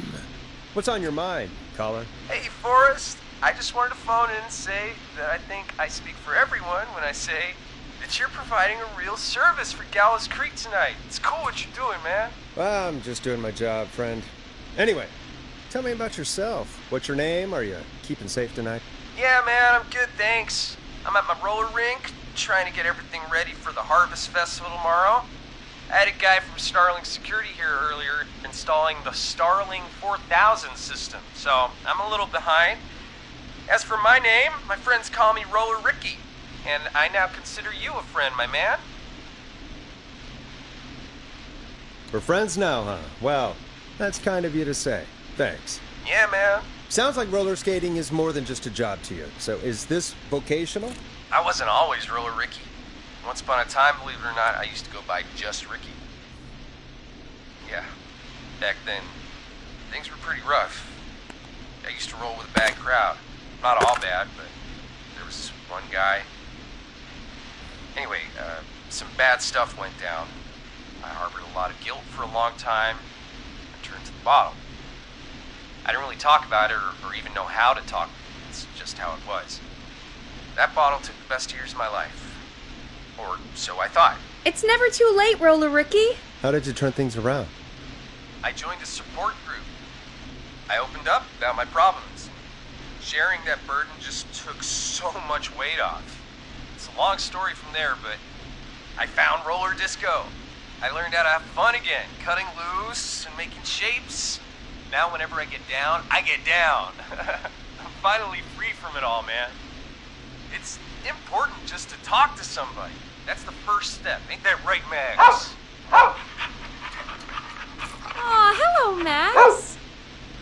Yeah, welcome to the show, Max. Max is my emotional support dog. He's a rescue dog, but I always say he's the one that rescued me. He's the best dog a guy could ask for. Of course, the first thing I did was teach him how to skate. He's better than me now, a real pro. Max can skate. Yeah, man. At first they said it couldn't be done, and then they said it shouldn't be done. But Maxie loves the rink, man. Is that another train, Maxie? Maxie loves trains, man. He's even got that special how to greet them. Maxie sounds like a really special boy. Maxie appreciates all the positivity you're throwing out, my man. You know, I'm actually hosting free skating lessons tomorrow at the festival. I think it's a great opportunity to give back to the community. Man, all this talk of skating's got me itching for a boogie. Before I switch my radio off for the night, could I request a song for us? Something I can groove to, you know, something funky. It'll be me and Maxie's final boogie breakdown tonight. Then I think we'll take it down a level. I can do that. Thanks again for calling. You and Max, be safe now, okay? Bye, Maxie. You got it, man. Peace. Well, folks, this next one goes out to Roller Ricky and Max. Enjoy. I really needed that call, you know, after everything. Yeah, I get that. He talked a bit much for my taste, but it is inspiring to hear somebody come back from the brink like that. Yeah, that's what I meant. You were thinking about Max on skates, weren't you? Well, would you look at that? Another caller on the line. What are the odds? Better take it. Welcome back to 189.16, The Scream. This is Forrest Nash. How are you tonight, caller? I'm doing okay. I made it home safe. Gary! Hey, I just wanted to thank you for doing what you could earlier. You know, even though not everybody made it, and, I don't know. Hey, it's okay. You were so brave earlier. You're safe now. I wanted to ask you why he didn't... Why am I... Why what, Carrie? Why did he spare me? After what he did, why let me go? Maybe he only wanted to hurt the pranksters. Maybe. Did he just think everyone was making fun of him? Did he always hate these hazing rituals? I mean, if he did, why wait all these years to... Why do this now? These stupid hazing nights have to stop. Carrie, you did so well tonight. Stay safe and rest. Help is coming to Gallows Creek. We just need to hold on. Thanks, Peggy. Hey, Forrest? Could I request a song? Of course, Carrie. What song? Any song by Blast Processor. And thank you. This next one goes out to Carrie.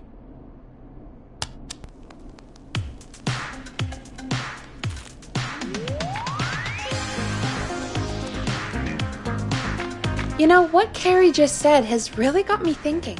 About what? The whistling man left her alone. Why? There must be a reason. When it comes to masked whistling killers, I don't think a reason is a key part of their process. Well, it's something to consider. I need to take a break.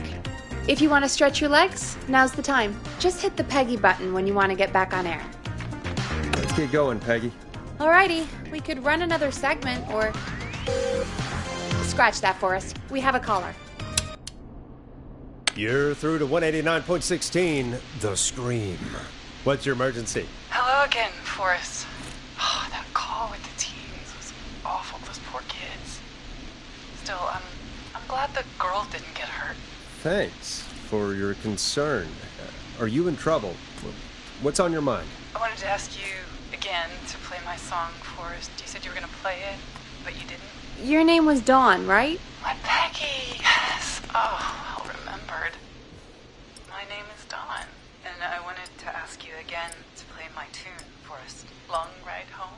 You know, the one that Peggy said she threw outside the window? But we don't have that song. As you just said, Peggy threw it out the window. But, Forrest, you do have it. It's just outside the window. There's a serial killer on the loose. I can't just go outside hunting for a record. I'm really sorry, Dawn, but we just can't get it right now. But wasn't the whistling man just at the old murder house? That's miles from the station. It won't take you a second to grab it. Nope. I'm sorry, Don. I'm just not going out there. Oh, but I think you will. Forrest? Peggy, I'm calling with more than a request. I know something. I think I know who's going to be next. What? Are you serious? Play my song, Forrest, and you'll find out. Well, folks, here's some music for you while I think things over. Is she serious, Peggy? She's serious about hearing that song, that's for sure. Peggy, I mean, is she serious about... I don't know, Forrest, but we don't really have a choice, do we? If she's telling the truth... All right, I'll do it. You're a good man, Forrest. I'll slide you the key to the fire door. Wait, our fire door has to be unlocked? Yeah, you know, I never thought about it, but yeah. We should talk to Reggie about that later. Anyway, I'll hold the fort down while you're out. Maybe I'll even get a caller. That could be exciting. 189.16, The Scream. With me, Peggy.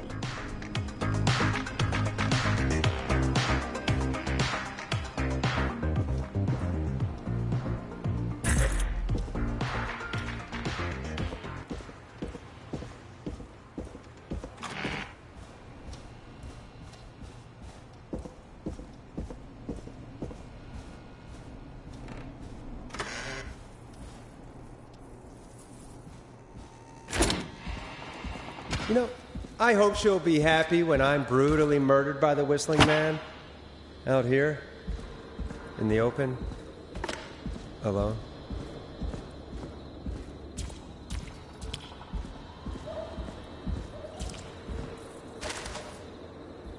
Here it is. Long Ride Home.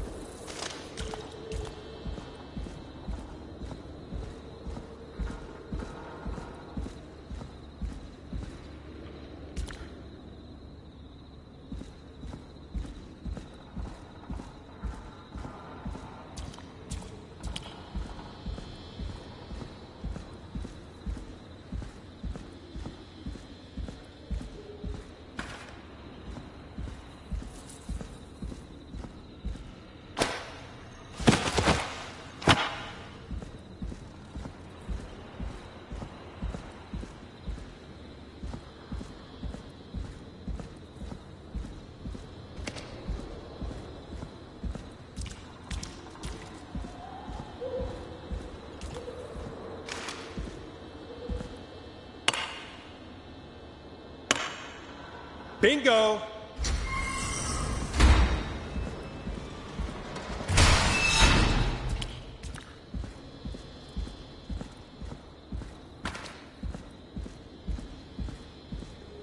I could probably survive that fall.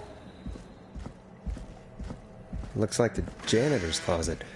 What did Peggy say his name was? Clive? Huh. There's a key. I'll just take that. Might be important. What the hell? Peggy is not going to believe this. I wonder how the show's going.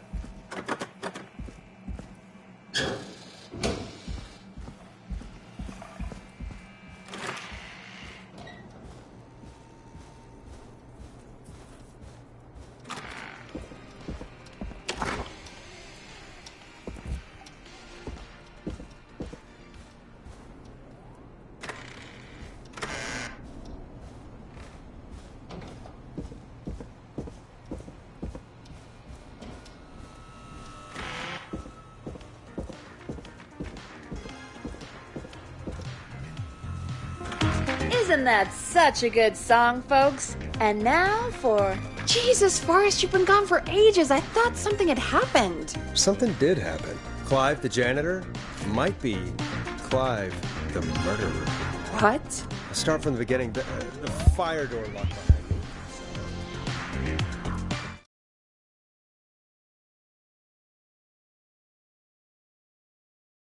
Why did you heave that thing all the way up here? Because the basement's creepy as hell, and I don't like standing around down there. Fair. All right, let's run through this again. We have a creepy board you found in a creepy basement made by our creepy janitor, who you think is the creepy whistling man. Yep. And on the creepy board are the names Chuck Brody, Kim Walker, Rebecca Allen, and Aunt Williams. Correct. And you think one of these people will be the whistling man's, Clive's, next target. That's right. And we've got to find them. You said there are 4 locations listed there too? The hospital, the power station, the gas station, and the trailer park. Clive must think the target is at one of those locations. Forrest, you're gonna have to figure out if any of the potential targets are at one of these locations tonight. Hit the button if you need any help. How's it going? I'm ready, Peggy. Are you sure? We've only got one shot at this. I'm sure. Let's do this. Okay, name first. Who do you think the target is? Rebecca Allen. And where will I find them? The trailer park. Okay, I'm dialing. One moment.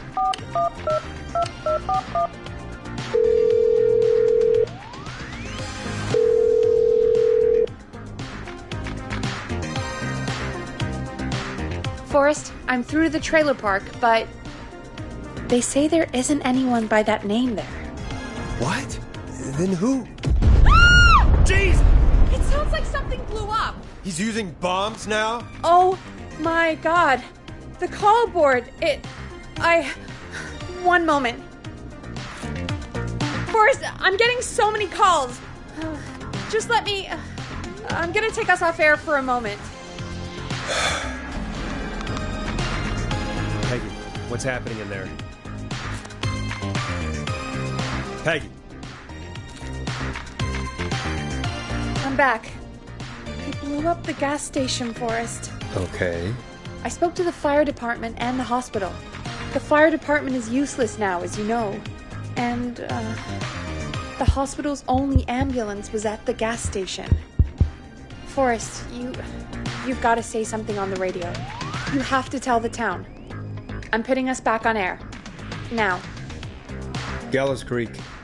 I don't know how to tell you this, but, the gas station's been bombed. Please, everyone, stay safe, stay inside, and... Oh, just bring us into some music, Forrest. Here's some music while we regroup here on KFAM 189.16, The Stream.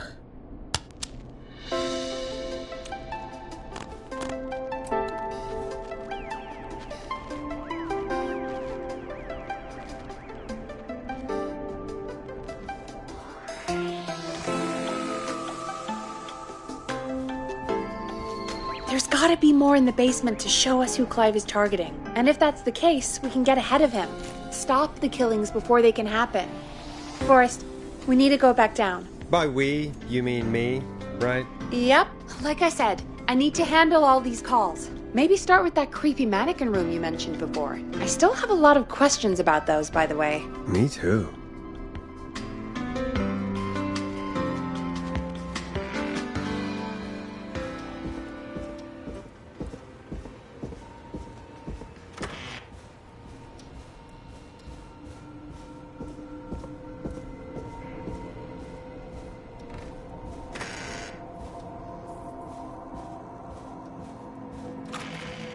So many locked doors, so few keys.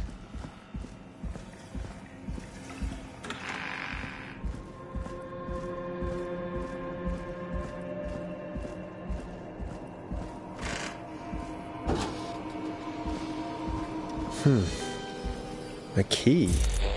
Was this always here? I must have missed it when I brought everything upstairs.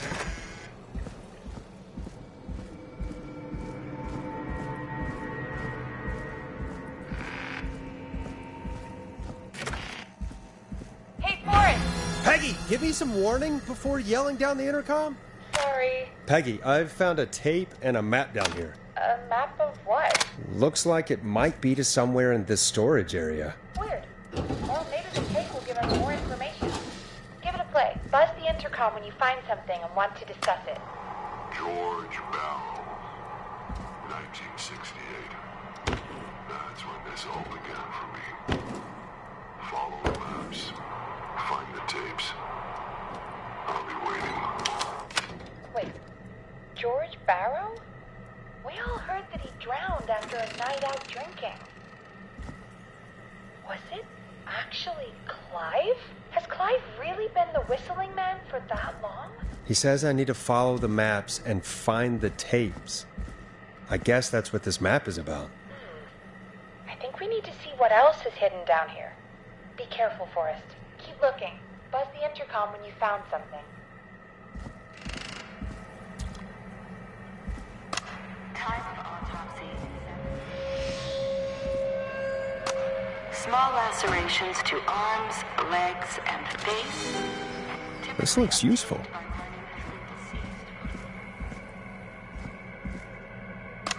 Preliminary toxicology results shows no signs of inebriation. Additionally, there appears to be a post-mortem injury.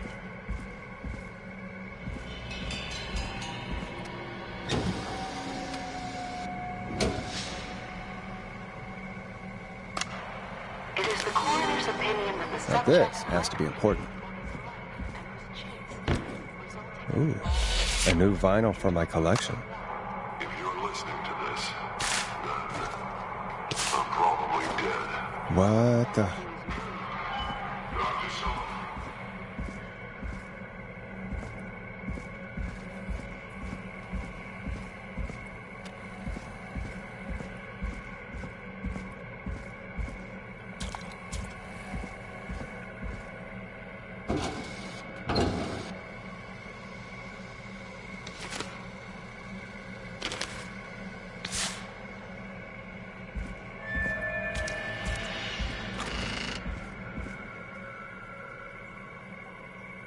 What have you found, Forrest? It's an autopsy tape. Doesn't say for who, but I think it must be for George. Poor George. He was so young. Something's bugging me, Peggy. What do you mean? I swear I recognize the voice of the woman talking on the tape. I just can't place it. Seriously? Do you think you've met her before? I don't know. I mean, I just got here recently. I don't know. Found another tape. It talks more about how George died. What did it say? It sounds like he was running for his life. Sprinting through trees and bushes, getting cut up all over. What would drive someone to do that? I'm not sure yet. There's also a tape about a toxicology report. There were no signs of drinking or that he was on anything. What? But everyone said he went swimming drunk and drowned. It was in the newspaper and everything. I found a written autopsy report. What does it say? According to that, it's just like you said at the start. George drowned after getting drunk. Said he liked to fight, too. But that contradicts the tape. I know. And I think I know why. There's a note with the report that says, "I'm sorry I made you do this, Virginia." If it was on the autopsy report, then Virginia must be our coroner. Wait, the caller from earlier, when we had to call the takeout restaurants, wasn't her name Virginia? If only she had made it. Then we might have learned more about what's going on. It's okay. We did what we could. The takeout idea was a long shot as it was. I found a tape that introduces a new detail to the story. Post-mortem injury. Apparently, his arm got caught in a car door. A car door? Yeah, after he died. How do you suppose they can tell? How can they tell? I'm a radio producer, not a coroner. The written report I found doesn't mention it at all. How did his arm get trapped in a car door after he died? Unless he got it when the police collected his body, I guess someone else must have moved him after he was dead to where he was eventually found. But the report, what is going on here? I found a police report. Mentions a friend from earlier, Sandra Sharp. Sandra? The jazz runner? That's right. She found George's body washed up at the reservoir. The reservoir? Yeah? What's strange about that? George got cuts from running through foliage, right? But there's no forest around there. Also, how did it wash up at the reservoir? What do you mean? Reservoirs don't have tides. But that's what the police report said. It's not possible, though. I did a school project on reservoirs and got an A. But, yeah, not important right now. The important thing is that it doesn't make sense. What are you suggesting, then? That the body was originally found somewhere other than what the report suggests? That the sheriff tried to cover it up, but accidentally let something slip? Something like that, I think. Well, Sheriff Matthews wrote the report. If he hadn't been eviscerated, we could have asked him. And Sandra didn't make it either. In another tape, the coroner comes to the same conclusion as I did. George was running from something. Maybe an animal? Maybe, but then there's this next bit, where the coroner thinks he was moved post-death. So she agrees with us. At the end of the tape, someone burst in and demanded Virginia stop recording. I think it was Clive. This is starting to make sense now.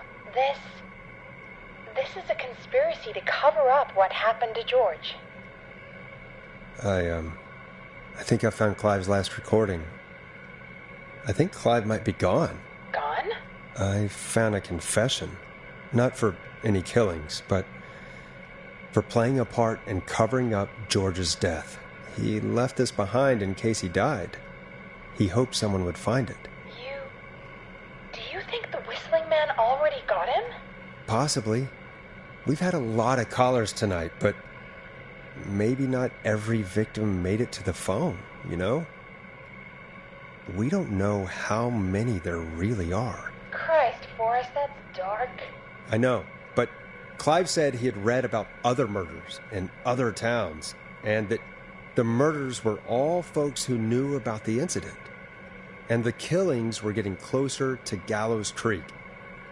He said he wanted to do something good for once. The board in his office. He wasn't tracking people down to kill them. He was tracking them down to save them. Ugh, why didn't he just come out with all of this? He said his employer threatened his family if he spoke out about any of it. His employer? The one who orchestrated the cover-up? Oh, Clive. I'm sorry for thinking you'd killed all those people. Do you think you found everything? I think so. Forrest, what's going on here? Someone wanted that boy's death to seem like an accident. And they hired Clive to make it look that way. Come back upstairs when you're ready. We need to figure out our next step.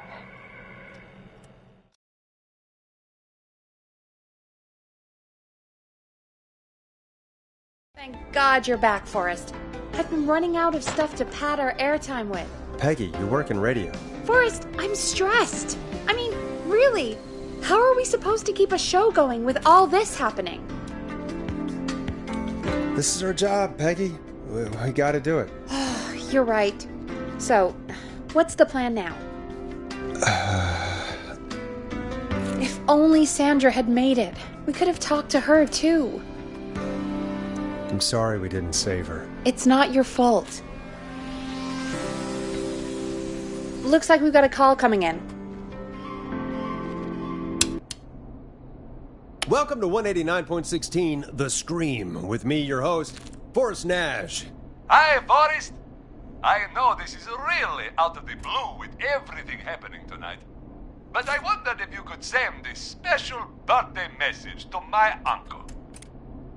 No, I don't wanna. Oh, come on! It's his birthday. I won't have a chance to do it again until next year. May as well, Forrest. Fine. What's his name? Thank you, Forrest. He's my Uncle Ronnie. His first name's Peter, but he never liked his name. But since he always had salt and pepper hair, even as a kid, can you believe it? Folks always called him Pepper.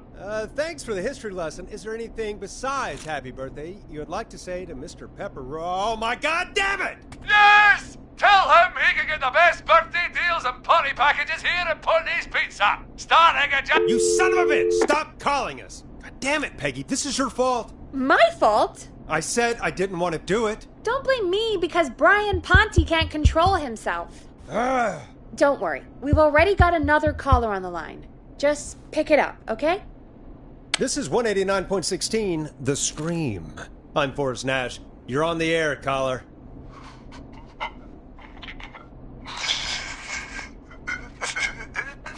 Caller.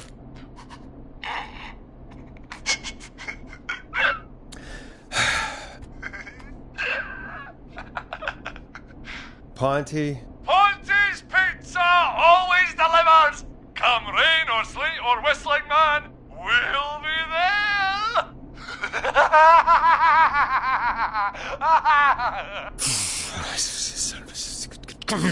Forrest? Forrest? Are you okay? Forrest? I hope the whistling man gets him with his own pizza slicer. Jesus, Forrest? Sorry. That was too much. It's okay. It's been a high-stress night. Don't worry about him anymore, okay? Not for tonight, anyway. I think he's spent for now. We've got another call, whenever you're ready. Folks, don't spend your money at Ponte's Pizza. That's all I'm gonna say about that. Moving along, I'd like to welcome another caller to 189.16 The Scream, with me, Forrest Nash. Who, may I say, is calling? Well, hello again, Forrest. Dawn. I bet I know why you're calling. I'm sorry I didn't play your song. There's a lot going on. But please? Never mind that now. Forrest, I'm calling because I need your help.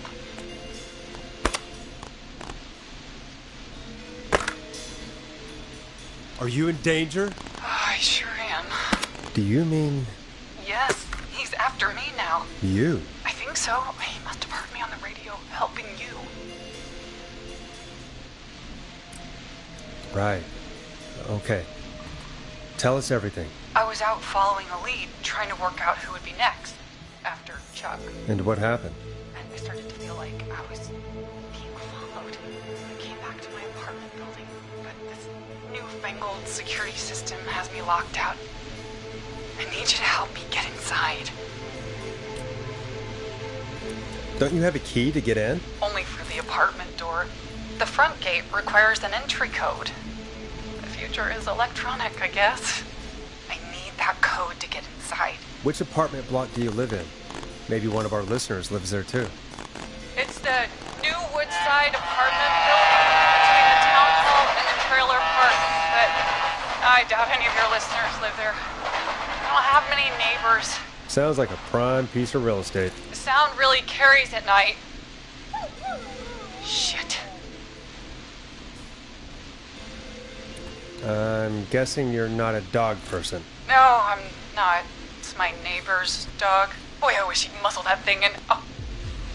And now he's blasting David Scopo out of his window. Listen, I can't get any... Listen, there. He's coming down the street. I don't think he's seen me yet. Forrest, please. I need your help. I need the code for that security system, or I'm gonna die. What's the name of the security system? There's a sticker on the box. It says Starling Security 4000. There's a keypad, and it looks like it wants a 6-digit number. We'll see what we can do. Thank you, Forrest. Yeah, of course. Don't worry, Don. Thank you, Forrest. I knew I could count on you. Do you seek ancient wisdom? Do you want to double your power? Are you ready to unlock your inner warrior for only $24.99? Into her apartment. Step into Master Robbie's deadly dojo of Kung Rate and receive direct by video warrior instruction from me, Master Robbie. You will learn the 4 qualities of an ultimate conqueror. The power of the alligator, the discipline of the tarantula, the speed of the tuna, the poise of the... Play a record, Forrest. The wisdom of the bullfrog. Using classified techniques, I'll unlock your inner... You were pretty quiet there, Peggy. Forrest, was it just me, or was there something... Yeah, it wasn't just you. Something was weird about that. Yeah, well, tell you what, we have a Starling 4000, or whatever, here at KFAM. Clive bought one for the station. Maybe we can find something to help. Well, I'm not sure who, but to help someone. Order delivery form. Starling must have left this by accident. The system's not even installed at Woodside. Okay, so she's locked out of the Woodside apartments, and somewhere, Clive probably has the papers for the Starling 4000. Starling 4000, user manual. Ah, these codes should come in handy. Welcome back, Forrest. Find anything? The Starling 4000 security manual. It's got a bunch of codes. Good. And did you find anything else? I saw a list of everyone else who bought the Starling 4000. Know who was on there? Oh my god. Roller Ricky! Do you think we should give him a call? Is that crazy? I don't know what you'd say, but... Just put me through to Don. I'll take care of this one way or another. Okay, if you say so. When you're ready, shut the music off. Line 1, whenever you're ready. Don, are you there? This is Forrest Nash from 189.16, The Scream. Oh, thank God you're back. I'm so afraid. What's the code to the gate? The code is 715914. Thank you, Forrest.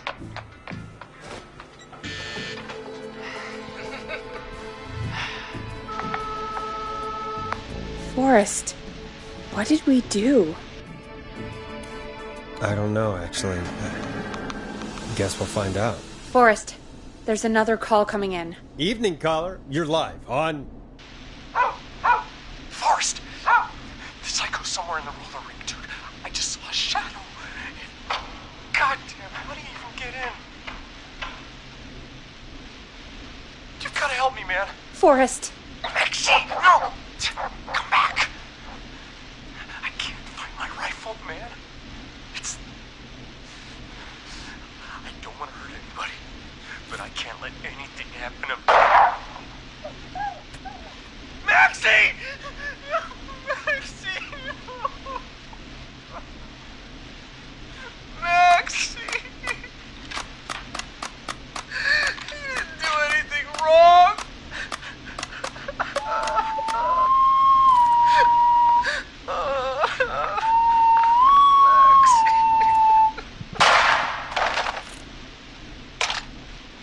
Thanks again, Forrest. Oh god, poor Ricky. Okay, Gallows Creek. Here's some music while we process what just happened.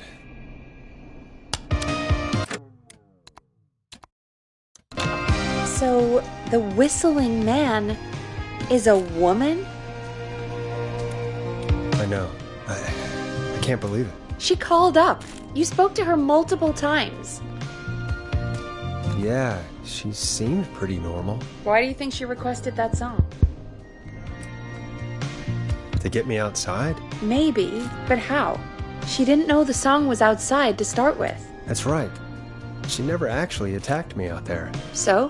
What now? I guess I should make an announcement. We do have new info.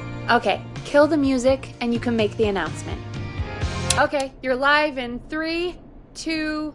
Hey folks, this is Forrest Nash here. I hope you're all safely locked inside. For those of you listening to that last call, you might be wondering what to make of it all. Here's our take. We now believe the killer is actually a woman. One who might manipulate you into letting her in before she attacks you. We're neighbors. Look out for each other and stay safe. The killer was calling themselves Dawn. Do not trust anyone called Dawn. If anyone needs help or you have info on the killer, please call in.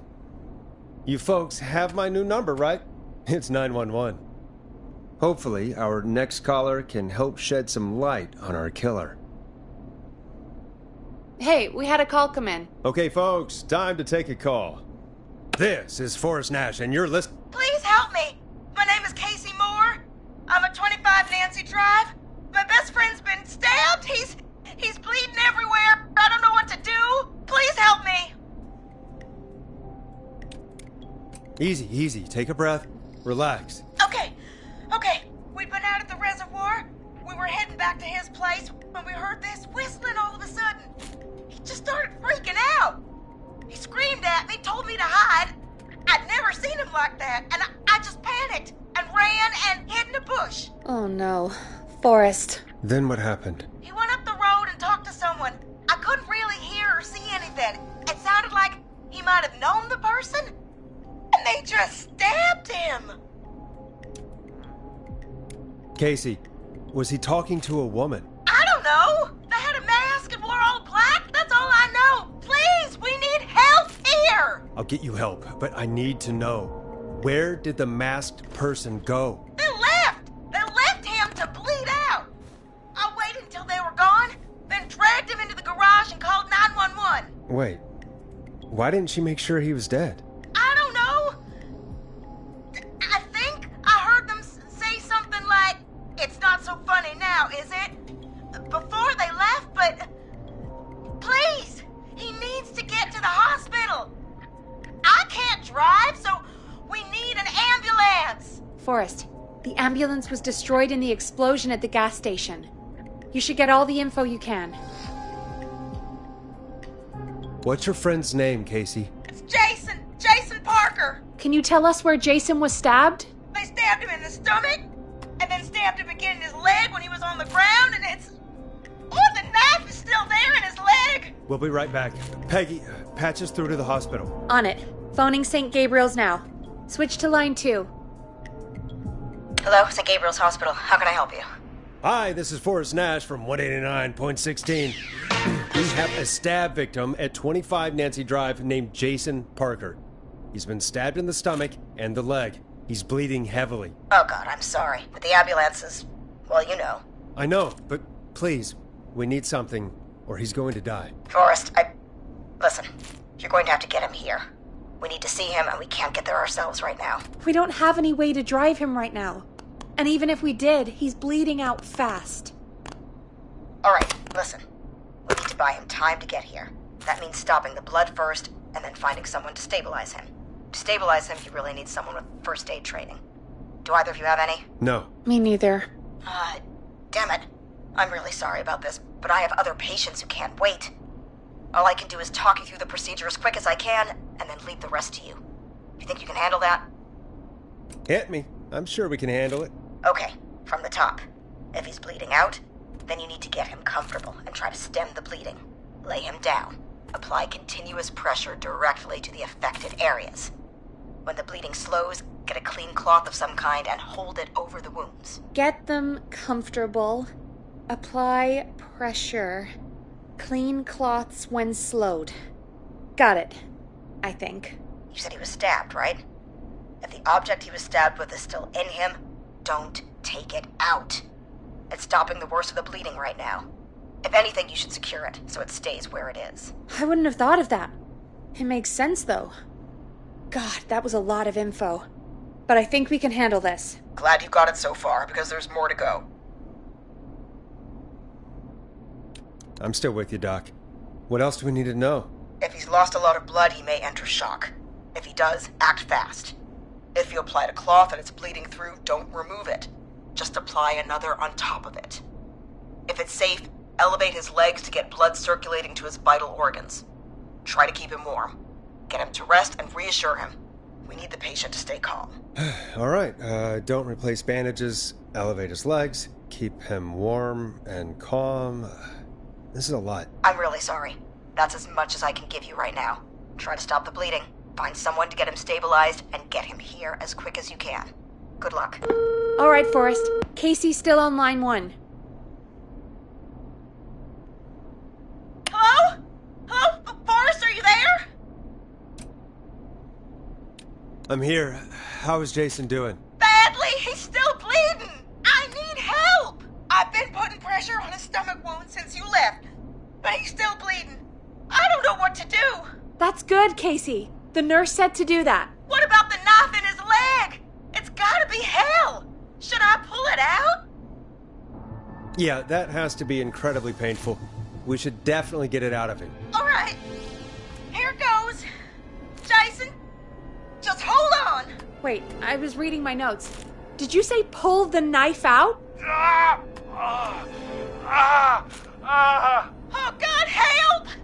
I pulled the knife out and the bleeding, it's getting worse. It's... Quick, Casey, we need pressure on the wound. Do you have any sort of cloths nearby you could use? Yeah.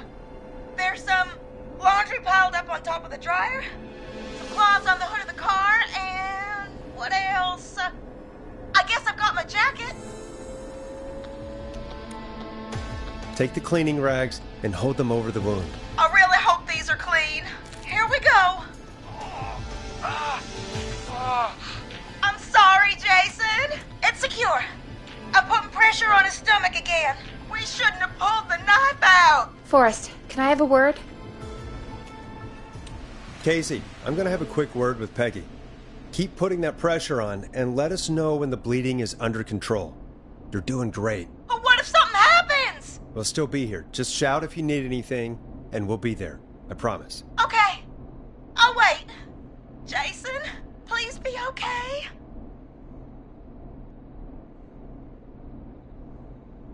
What's up, Peggy? We can't stay on the line with her all night. Dawn is still out there. What if other people need us? You're right. She's probably on her way to her next target right now. Exactly. And you heard the nurse. We need someone there with training who can stabilize him. He's got to get to the hospital somehow. Any suggestions, Peggy? I might. A little before you started working here, KFAM did a mandatory first aid training course. Me and Karen missed it because we were away on a producer getaway. You skipped it, didn't you? Never mind.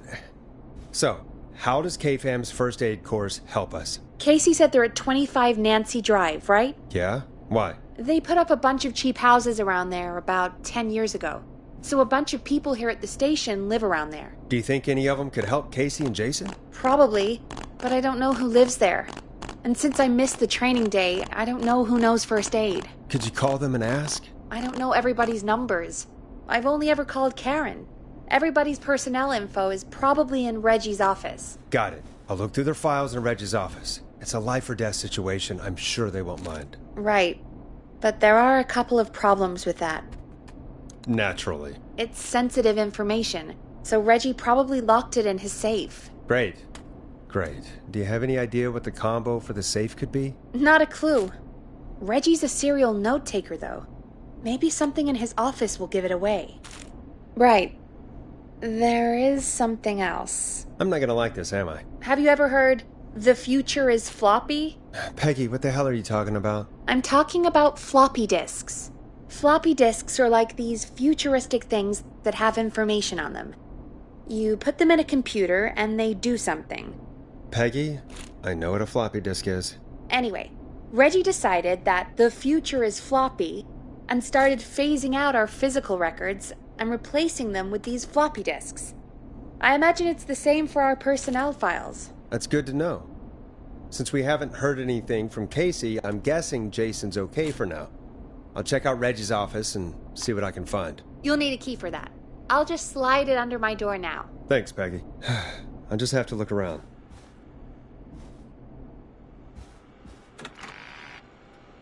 Good. I'll patch my mic down to the office so you'll hear me over the intercom.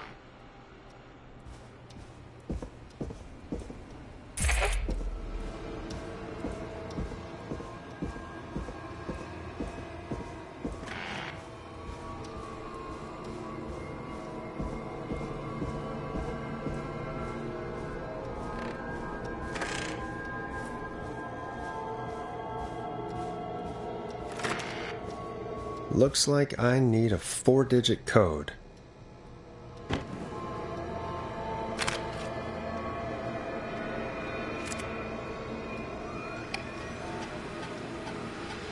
Could this be it?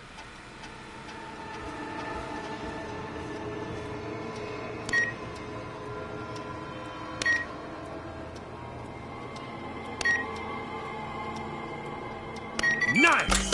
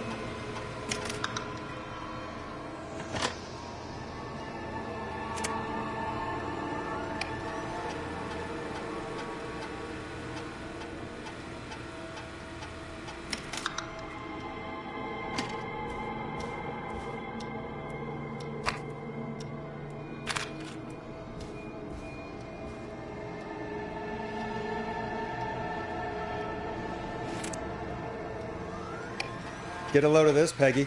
Apparently, I'm a lone wolf type. Forrest, what are you doing? We don't have time for this. We have a man literally dying on the line, and you're more interested in you. You're right, I'm sorry. I need to focus on possible candidates. Hey, Peggy. I think Reggie's on to you and Karen. Maybe don't bring those little drink umbrellas into work for a while. Why are you reading my file? You need to find someone who can help Casey. We already know I can't. Don't waste time. You're right, I'm sorry. I need to focus on possible candidates. I really shouldn't have read both. We're in a hurry. I really shouldn't have read both. We're in a hurry.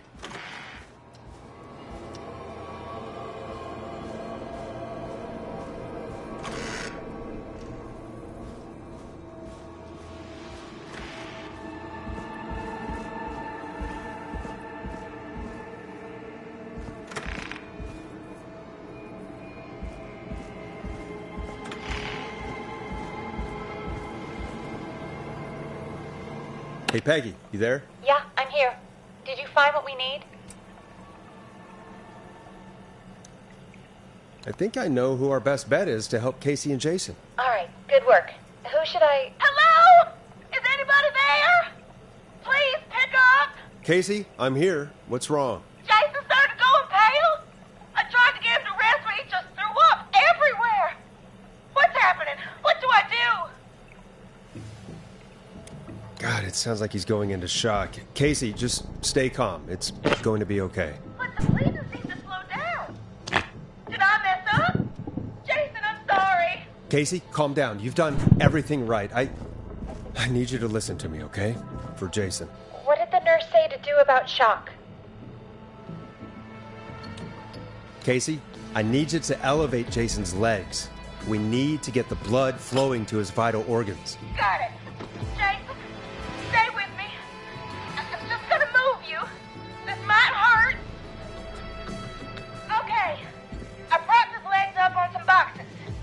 at my notes. We need to get Jason as warm and comfortable as possible. Do you have anything you could use nearby, Casey? Yeah! I still have some laundry next to me. I'll wrap him in some blankets. Just give me a second. Sorry. Jason's bleeds through his bandages. Should I get him new ones? Or... Oh, God. That's right.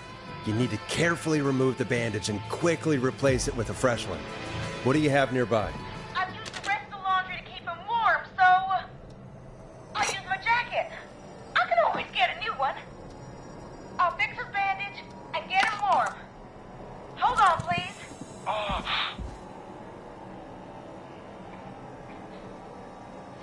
Sorry. I'm done. You're gonna be okay, Jason. Just relax now, okay? He's scared. He's not doing well. Is he gonna... Casey, I need you to be strong for Jason. Sit with him and reassure him that everything's gonna be okay. Okay? Okay. Please, I can't give him what he needs. Please, help. I can't lose him. All right, Forrest, we need to hurry. Jason doesn't sound like he's doing too well. You said you knew who to call earlier? Who was it?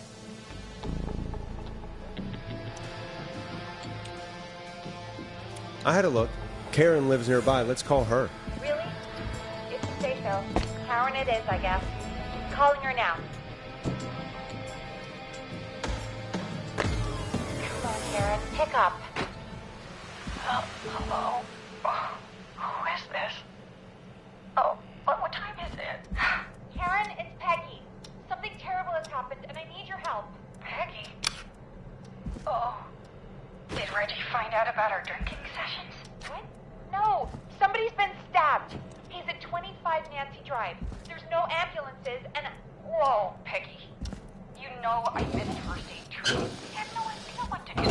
Please, Karen, you always know what to do. You're the best we were able to come up with. I really don't know about this. Karen... Okay, I'll do what I can. 25 Nancy Drive, right? Yes. Thank you, Karen. I really owe you one. You're looking for Jason and Casey. Thanks. I'll head over there now. We'll talk soon, okay? Good luck. Hello, Casey. Are you there? How are we doing? Bad. Jason seemed really weak, and then just started crashing. When he was thrashing around, did he hurt you in any way? Or are you okay? I'm fine, but Jason passed out. Please tell me you found someone to help. Casey, help is on the way. My colleague will be there soon. You hear that, Jason?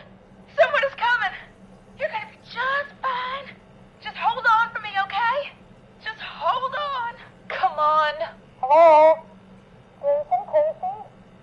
I'm Karen. Peggy sent me. Are you there? Can you let me know?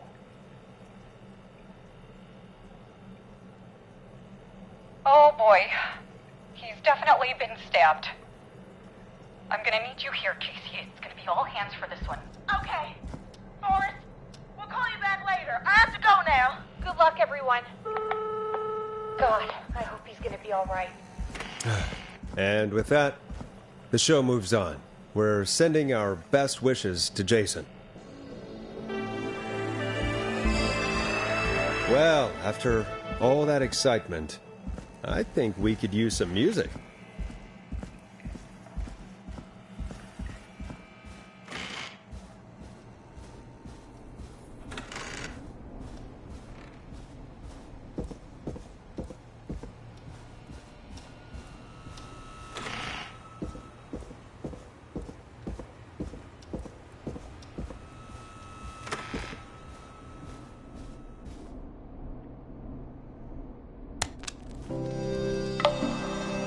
I know him. You love him. This is Roddy Snatcher with his new single, Final Breath. It's getting pretty late. This might be your last break for the night, so try to enjoy it. Give me a buzz when you want to go back on air. Let's roll. You got it. We've got another call coming through, too. Okay, Forrest, shut the music off. Oh, we have another call coming in. But, hang on. What's up, Peggy?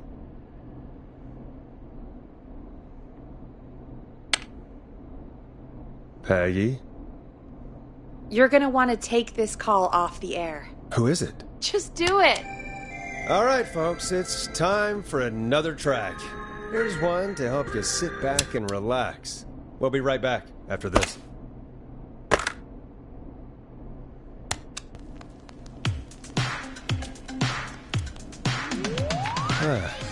I hope this is good news, Peggy. Who have we got? Find out for yourself on line 1. Hello? Forrest, I'm glad I got back through to you. Sounds like it's been a busy night, huh? Surprise! It's Leslie, our 911 operator, leading the charge from Henderson to come save us. It's so good to hear from you. Are you okay? I am. I'm driving back with an officer from Henderson now. We got back into radio range a little while ago. We've been listening in, but haven't been able to get through until now. It's been non-stop since you left. Please tell us you're bringing help. You bet! I'm leading a whole goddamn squad towards Gallows Creek as we speak. Turns out somebody had cut the phone lines. They had no idea what was happening. That's great news. That's crazy about the phone lines, though. Do you think the Whistling Man cut them? I'm guessing so. I don't know how the Whistling Man did it. But that doesn't matter right now. Listen, we're coming in hot, but we need your help. I know Gallows Creek isn't a big town, but if we don't know where the Whistling Man is, we can't get him. Her. That's where you come in.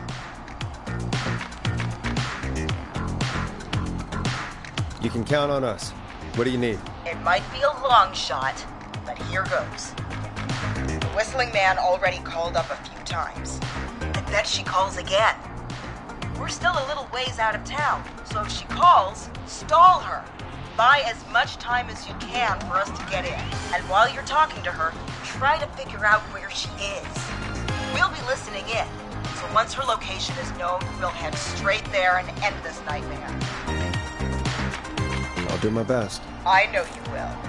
Heck, I can see the headlines now. Forrest Nash's interview of a lifetime. Anyway, I'll radio the other cars and tell them the plan is a go. Hopefully the next time I see you, it'll be with our killer behind bars.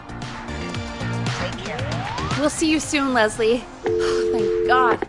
It sounds like this is almost over. We're nearly through this. I hope you're right. The sooner this is over, the better. I am right. Trust me. Anyway, we should get you back on air.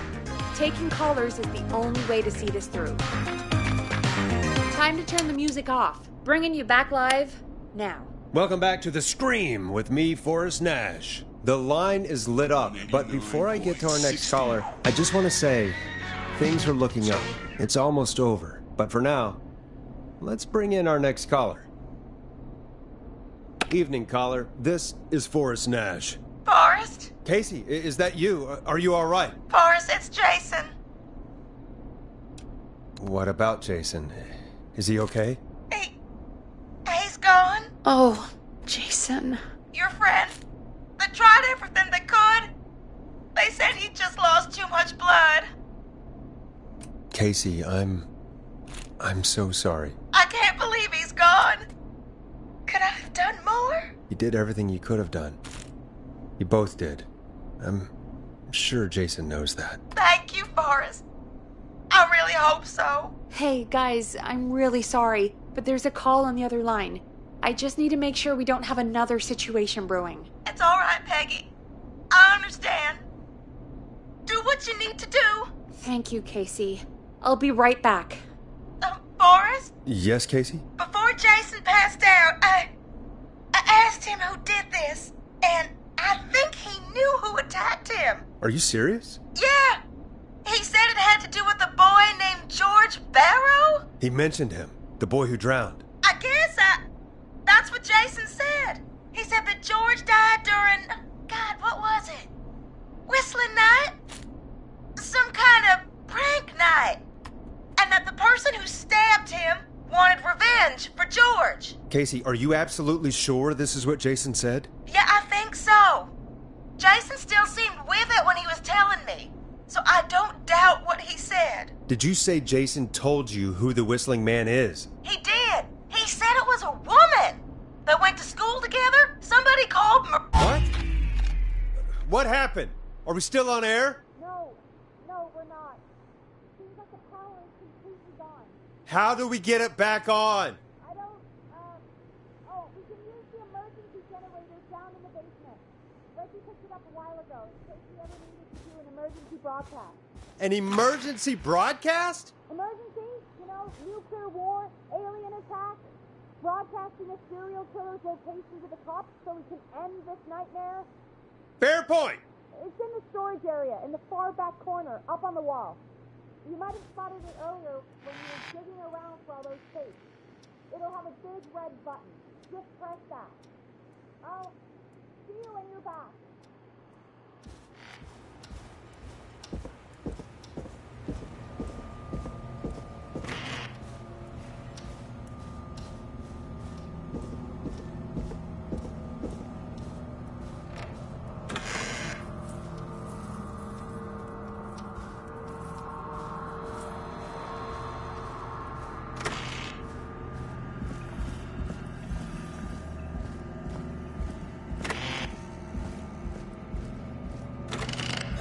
Far back corner. Why is this station so big?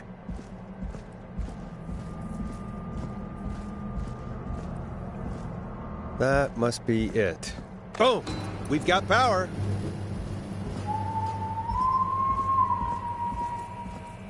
The Whistling Man. I need to warn Peggy.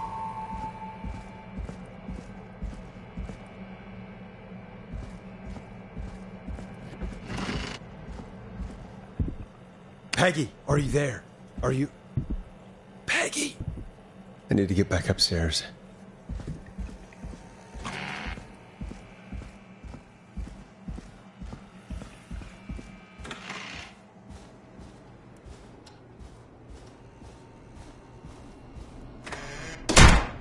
What the hell?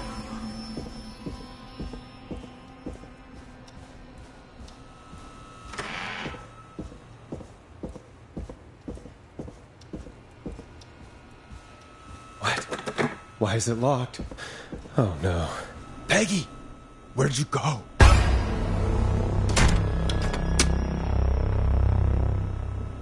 No way. This can't be happening.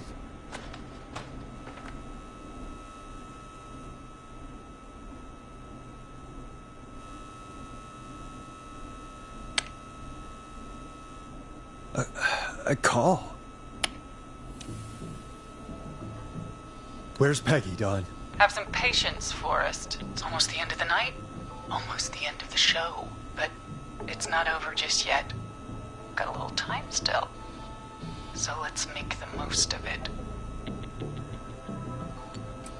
All right, let's. I'm happy to hear that. Huh? I thought we'd end tonight's Whistling Man special with a special guest. The one who started it all. Let me take that out of your mouth and... You crazy bitch! Let me go! Welcome to the air, Mr. Teddy Gallows Jr. Wait. It's all gonna come out tonight, Teddy. Your daddy and his money saved you 20 years ago. But even if he crawled out of his coffin with all the money in the world... Wait, where the hell is Teddy? How are you talking to him if you're here with me? Because I'm not there with you, Forrest. I'm here with Teddy. And if he says where that is, well, he knows he'll get it. Wait, then... Who am I looking at? Forrest Nash, let me introduce you and all of Gallows Creek to my boy, Henry Barrow. Your son? You mean you... Wait, that he... Yes, Forrest. He and I had a son. So there were two Whistling Men tonight. Of course! That explains how you were always able to get around town so quickly. Hang on. Did you say... Barrow? Then... Are you... Let me just get this mask off. Damn uncomfortable thing. No I wonder if Mooney went crazy wearing this. There we go. Marie Campbell? George's old girl. Oh, well, it sure has been years since I last saw. Oh, God damn it.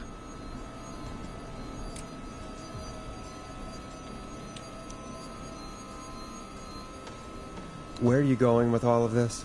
Everyone's gonna know now what Teddy did. He killed George that night.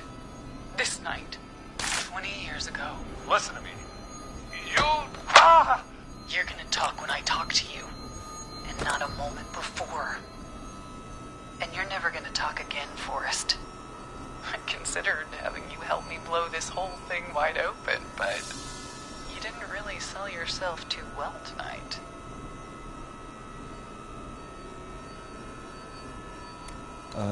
All right. I'll just get going then. Henry, honey, he's all yours. Hey, wait a minute. Back off. Don't come any closer. Don't worry. I'll let Peggy know you asked about her before I send her your way. No! Please!